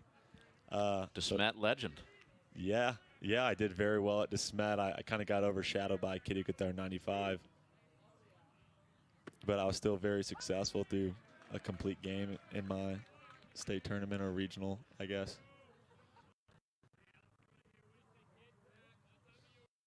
But high school's pretty easy for those who come to Division for I. some. For some who come to Division I baseball, it's a whole different ball game. And I learned that real fast, as you can tell. Well, it looks like Dixon may have found something here. He's poured in 2 breaking balls to Jackson Glenn. Yeah, and like I was talking about, the performance before, he really couldn't find the fastball. And so he's throwing a lot of breaking balls here because he obviously, there's something with it in his whip that he's more comfortable with it. So why not go to it? His 0-2, and he went with the same pitch 3 times in a row for the strikeout. So these upcoming DBU players really need to look at that. Rivertown coming up here, and Chase Grady up next. You kind of maybe need to notice that, okay, he's throwing a lot of breaking balls right now. Sit on those. So we were talking about before, obviously look fastball adjust, but it looks pretty heavily sided towards the breaking ball right now because he's comfortable with it. Well, this is kind of how it's been for Kyle Dixon in his outing so far. Tried to throw the breaking ball again, missed to Rivertown, but some walks, some strikeouts in all of his outings. Pitched against Little Rock in March, 2 strikeouts, 1 walk. Austin Peay, 2 walks, 1 strikeout. And then a few weeks ago at Evansville, 2 walks, 2 strikeouts. Yeah, and you can tell his whip has caused him to be really fast. So he's really not getting out there with his legs and staying connected. And that's the problem with a lot of guys who throw this whippy. It's really successful when you do conquer the tough task of making it repetitive. But yeah, so he's just really struggling to get it out front, get that ball out there because he's getting so fast. So he's just pulling off, and that's why we have these balls just going all over the map. Well, went back to the strike. But his breaking ball, he stays really, really connected. And guys who are whippy like that, it's a good breaking ball. I mean, it moves a lot. It's conquering a lot of the zone. So it's good to see, and you just hope he can figure out his fastball.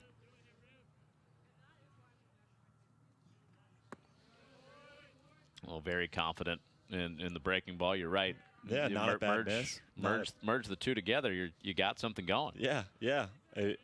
And a lot of people say two good pitches is all you really need, and have a third one here and there. And a lot of guys could be really successful, as Dominic Hamel has a lot of different pitches, but tonight it's really just been fastball, slider. We've seen a couple breaking balls here and there that haven't come out well for him, but he's obviously dominated the game because his fastball, and he's thrown a couple sliders in there that have been really good, and it's shutting down a great hitting team.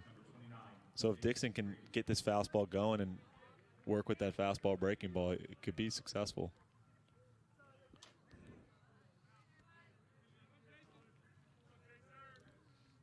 So he's walked 3, around 1 strikeout to Jackson Glenn. Now facing Jace Grady.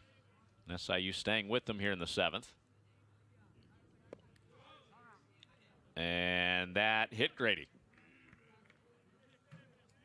So that knifing breaking ball that Dixon has thrown for strikes back foots Jace Grady and forces in another run. It's 12-0 DBU.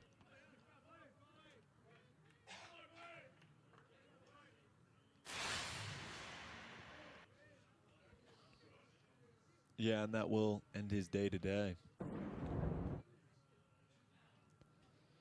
Yep, so Lance Rhodes out to grab the ball. Adam Bunnell is coming in. And the day will close with 1 run charged so far to Kyle Dixon, responsible for the bases loaded. 3 walks, hit batter, strikeout. Looked like he had gotten it together. Might get out of it when he found the feel in the breaking ball. Mm-hmm. And it's going to happen with the breaking ball there. Sometimes you are going to clip. Not a horrible pitch. It just moved a little too much and just nicked him on the back foot there. But yeah, another crucial inning for a pitcher here in Adam Bunnell. A guy who I think could be really crucial for SIU in the tournament. Currently has a 12.79 ERA, but he's got a little bit of velo to it. Hard throwing, and as Dominic Hamel has shown that he can be successful with just throwing hard, even against good hitting teams and spotting it up. So this could be a crucial guy in the tournament for SIU. And even in this game, as it is 12-0, there's a lot of there in essence is a lot of game left for this SIU hitting team if they can just get they got to get 3 runs in this bottom half. Just to extend the game, yeah. Just to extend the game, but they are a team that can open up innings. They've had 10-run innings this year. So seeing if they can do that against the dominating Hamel right now. You mentioned Bunnell, and he's either been really good or really bad in his outings. He's had some that have gotten away from him quickly. Illinois State, his first time out, allowed 4 runs in an inning. Murray State only got 1 out and allowed 3 runs, but then you look at outings that he had at Evansville, an inning in a third where he strikes out 2, doesn't allow a hit, allows no runs. Illinois State, a scoreless inning. Valpo, a scoreless inning. So he has been reliable at times, but it has been inconsistent.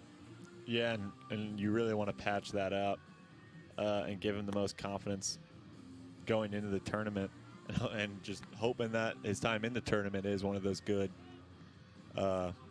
outings. He inherits the dirtiest of innings. Yeah, not a inning you would love to come into. Like we saw Steidl struggled earlier, and then he came out the next inning and did really well. So it's tough coming in these situations, but it can also be a nice boost for yourself as a pitcher if you're able to shut this down.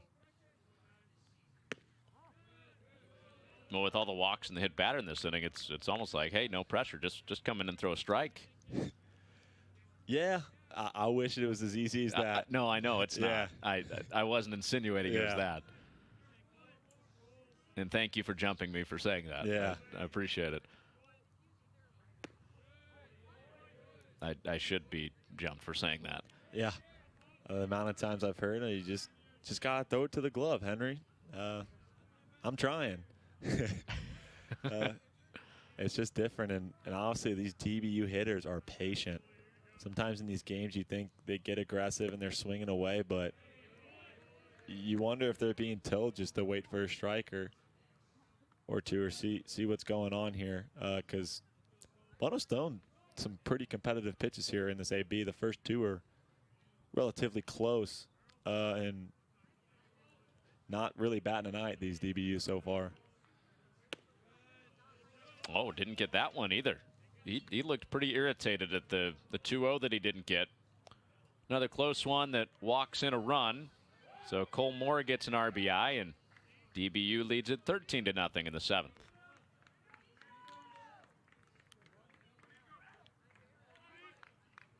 Nico Bergarello pinch hitting now for Andres Sosa. But yeah, and you would think the umpire in a 13-0 game maybe would be giving some leeway, even in an inning like this that has been a lot of walks, but he is holding tight to his. Well, first pitch swinging, and it's dumped into center field for a base hit. And DBU will move up 90 feet all across the board. It's 14-0. And pinch hitter coming into the game swinging first pitch, as we were talking about. Are they just going to sit back and relax and wait for a strike? Well, he comes into the game aggressive and has a well-hit ball back up the middle here. Bergarello driving in a run. First pitch, I mean, he's waiting around all night. His offense has scored 13 runs and goes up there, sees the first one, and whacks it. And Dylan Mock here, number 15 for DBU, looks at the first one, but maybe we might see a similar outcome. I mean, the DBU, they have all the confidence in the world right now swinging it. And so you get Mock, the freshman, in there. Bunnell evens it up at 1-1. So now a little bit harder for the SIU offense to try to extend this game. Now they've got to go grab at least 5, pending the rest of this inning. Bunnell doing a similar thing to Dixon. He's throwing a lot of breakers so far. As you see, try to throw a fastball there, and both pitchers have been too quick on the fastball. They're really getting too fast in their legs, and they're really opening up too early, which is leading them to throw it in the dirt or some of those ones way outside for a righty.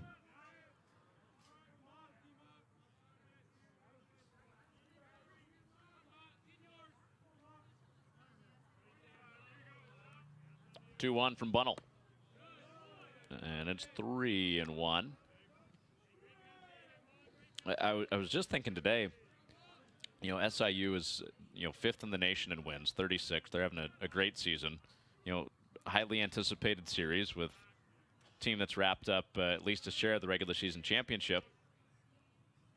And there's ball 4. And the wildness in this inning continues for the SIU staff. 15-0 DBU.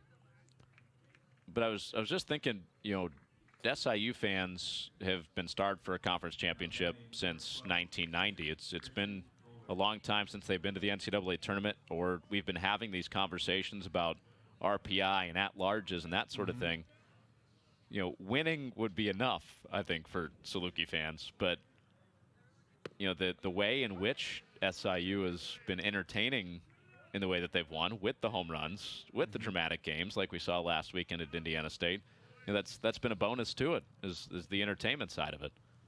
Yeah, in years past, in my playing time here. And that's grounded through the right side for a base hit for Christian Boulware. And everybody moving up 90 one more time. 16-0 DBU in what's become an interminable top of the 7th inning.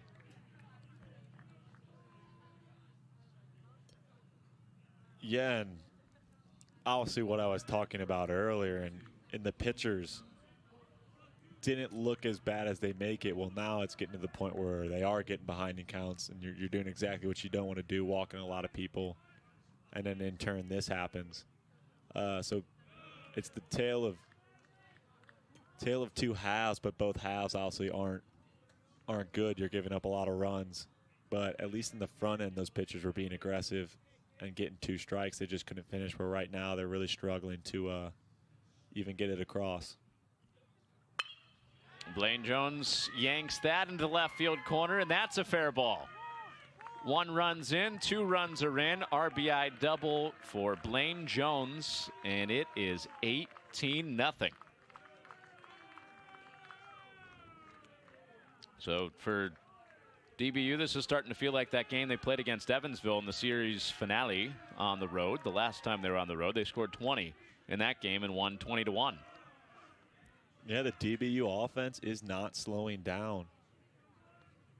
And SIU is just struggling to find a way to get any one of these hitters out.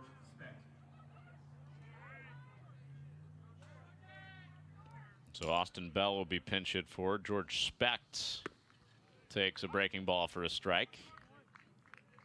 DBU can't look at this game, though, and get too comfortable for tomorrow and the doubleheader tomorrow and the Sunday game, or the Saturday game with this game getting moved up. Because SIU is throwing, Brad Harrison will hopefully see the mound tomorrow, who's been really successful, and he's won an MVC pitcher of the week, and Noah Farmer just receiving one will probably see the mound either tomorrow or Saturday. Both successful pitchers who have been dominating as of recent. So they can't get too comfortable because they're going to have some tough matchups tomorrow. It is a little bit different for SIU in the pitching style. Specht spanks one to right. Evan Martin makes the catch. This should be deep enough to get Boulware in, and it is. He hustles home. 8-run inning for DBU. Yeah, so like I was saying, we obviously talked about earlier how Hansel has struggled to get deep, and that's honestly something you usually don't see on a Friday night starter or Thursday night starter. So SIU kind of throws a little bit differently, and their two back-end starters have currently been their best as of recent, with Brad Harrison being usually the second game on tomorrow. And then Noah Farmer has been pitching the last game of the series, and both have done really well, which is a lot different than how most teams throw. Well, that was the funny thing about the Dallas Baptist Evansville series, just talking about when DBU scored 20 runs. The 3 games before that were all 1-run games. Yeah. Well, and then all of a sudden on Sunday in the final game, it's a 19-run game. Yeah. Well, so maybe we have a little reversal here this weekend. And let's hope for maybe more of the competitive sake. We'll take it. And an interesting foul tip, I guess, that hit off the knob of the bat.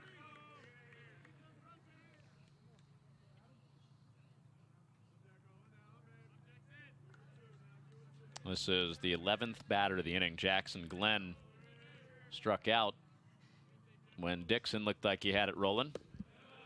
Or it looked like he had gotten it back on the rails there. Threw him 3 straight breaking balls.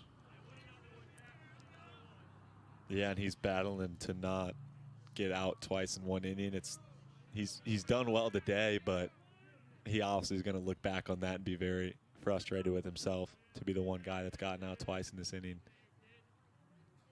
Well, he did. Bunnell strikes him out. And SIU gets out of the inning after giving up 8. Their last chance at the plate to try to extend the game. They'll need 10 when we come back.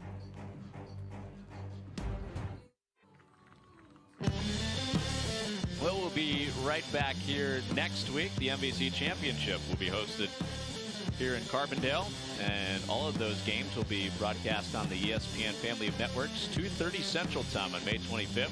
Will be tickets on sale. 200 tickets were available before tonight's game, and come join us out here or on TV if you can't make it, but seats will be available. Also tickets out in the berm on the hill down the right field line, and a bunch of baseball coming up starting Tuesday, culminating the championship on Saturday here at Itchy Jones Stadium. First time since 1986 that Carbondale will host the Missouri Valley Conference Championship. Yeah, it's going to be a lot of good baseball. Hopefully we have some better matchups than this one currently, but I do expect that to change. Confident we will. I am very confident we will. DBU is 3 outs away from clinching the 1 seed and clinching the regular season title outright. Up 19-0, and the day is done for Hamel. Zach Heaton looks to get the final 3 outs, sophomore out of Houston. A last pitched against Indiana State. It's been a while. 7.88 ERA. Did have back-to-back scoreless outings that stretched between a month of time. Only pitched once in April. This is his first appearance in the month of May. The Salukis pinch hitting Cade Carter, freshman catcher.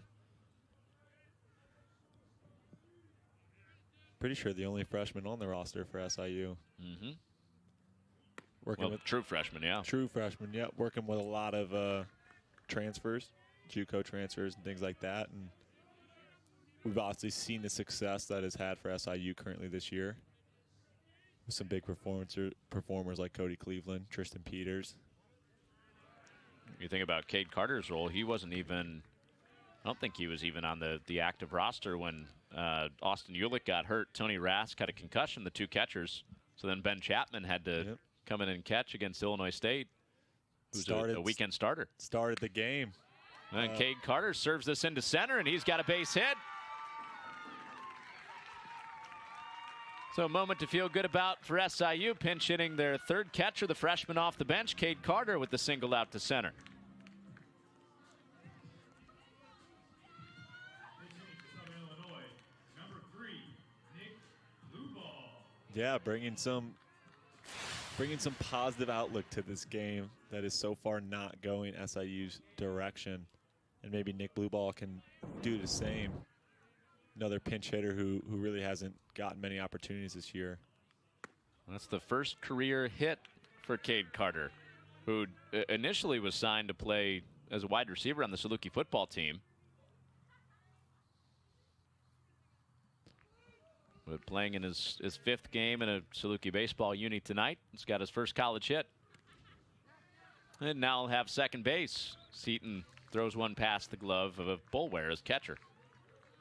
And hopefully SIU baseball can win the tournament and go to the regional. The football team is really successful here at SIU, getting to the quarterfinals, facing South Dakota State, getting to go to Utah, playing Weber State. So he missed out on that. So hopefully maybe he can travel with the baseball team here if they are successful in the tournament. Saluki softball's playing tonight, NCAA regional. Blue ball charges this out to right. River Town's got a beat, and he grabs out number 1. They'll be at Arizona State coming up here in about a half hour. Be streaming on the ESPN app, and Bryce Williams on Saluki Radio will call Saluki softball against the hosts, the top seed in that region, Arizona State. Also locally on Magic 95.1 FM. Now Brad Hudson coming up. This is his senior weekend. I was watching a video that he put together on his YouTube page today. Do you know which one I'm talking about? His Duke. Yeah. Acceptance. It's him, JT Weber, Evan Martin, a bunch of their friends. I think Ian Walters was there. Gray Epps was there. And they're waiting to click whether or not he got accepted. They're waiting for the answer on whether or not he got accepted into Duke. They get the answer, and then everybody in the kitchen just explodes. Mm-hmm. And they picked up Brad Hudson to celebrate with him. Yeah, big positive for him, getting to go to PT school at Duke, a top school in the nation for physical therapy. So he's got a bright future here after SIU baseball. He's dealt with a bunch of injuries throughout his career, and you know that kind of inspired him to go down that route. Hudson pops this up. Third base. It's Boulware, the catcher, that intercepts it from Benefield. And there are 2 outs.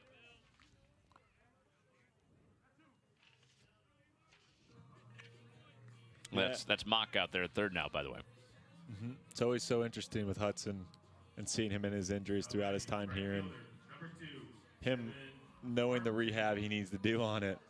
Also different from others like me. If I've had any problems, I go see the people, but he kind of knows what to do on his own already just from his learning experience. And going to rehab, you kind of get your own learning experience for what you want to do in your career.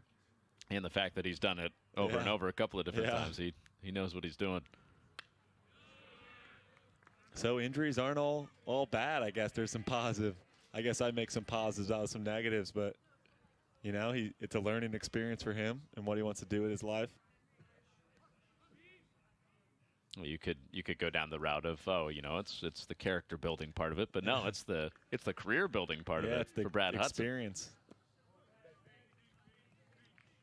Hudson. Yeah, that'll be cool. But no, that video is great. Yeah. You did see it? I have seen it. Yeah, a little bummed I didn't get the invite. Yeah. What? Where were you? I don't know. You take a job and leave the team, and you're just forgotten. You're a ghost. That's not true, by the way. No, they still love you down there. They wanted me to give them a lot of shout-outs. They knew you were doing this? I did. I told them they were excited because they know this is something I could do. Some geese flying over the field. Said usually you have a low-hanging plane. That was a low-hanging V formation. Yeah. From usually you don't see the geese coming that low over the field. 1-2 is swung on and missed, and DBU has wrapped up the regular season championship outright with a 19-0 win here in Carbondale tonight in run rule fashion. Hank, it was fun. I'm glad we could get you involved. The result for Saluki fans wasn't great, but enjoyed working with you. Yeah, it was an absolute pleasure to be here with you. Thank you. I'm glad I got to do this one time before I head on in the real world. Yeah. And maybe I end up doing this. Who knows? Congrats on degree number 2. Thank you. And yes, we will invite you back, by the way, if that's what you're after. I'm always happy to do this. But all right, DBU wins it. 3 more upcoming this week on the ESPN family of networks. Both games tomorrow will be on ESPN+. For Henry Buckman, my name is Connor Onion. We say so long from Carbondale. Final in Game 1, DBU 19, SIU nothing. To watch this entire game on replay and other productions on our ESPN family of networks, log on to watchespn.com or download the Watch ESPN app. 2 o'clock tomorrow for Game 2 of this series, the first of a doubleheader. We'll talk to you then. This has been a presentation of the Missouri Valley Conference on ESPN.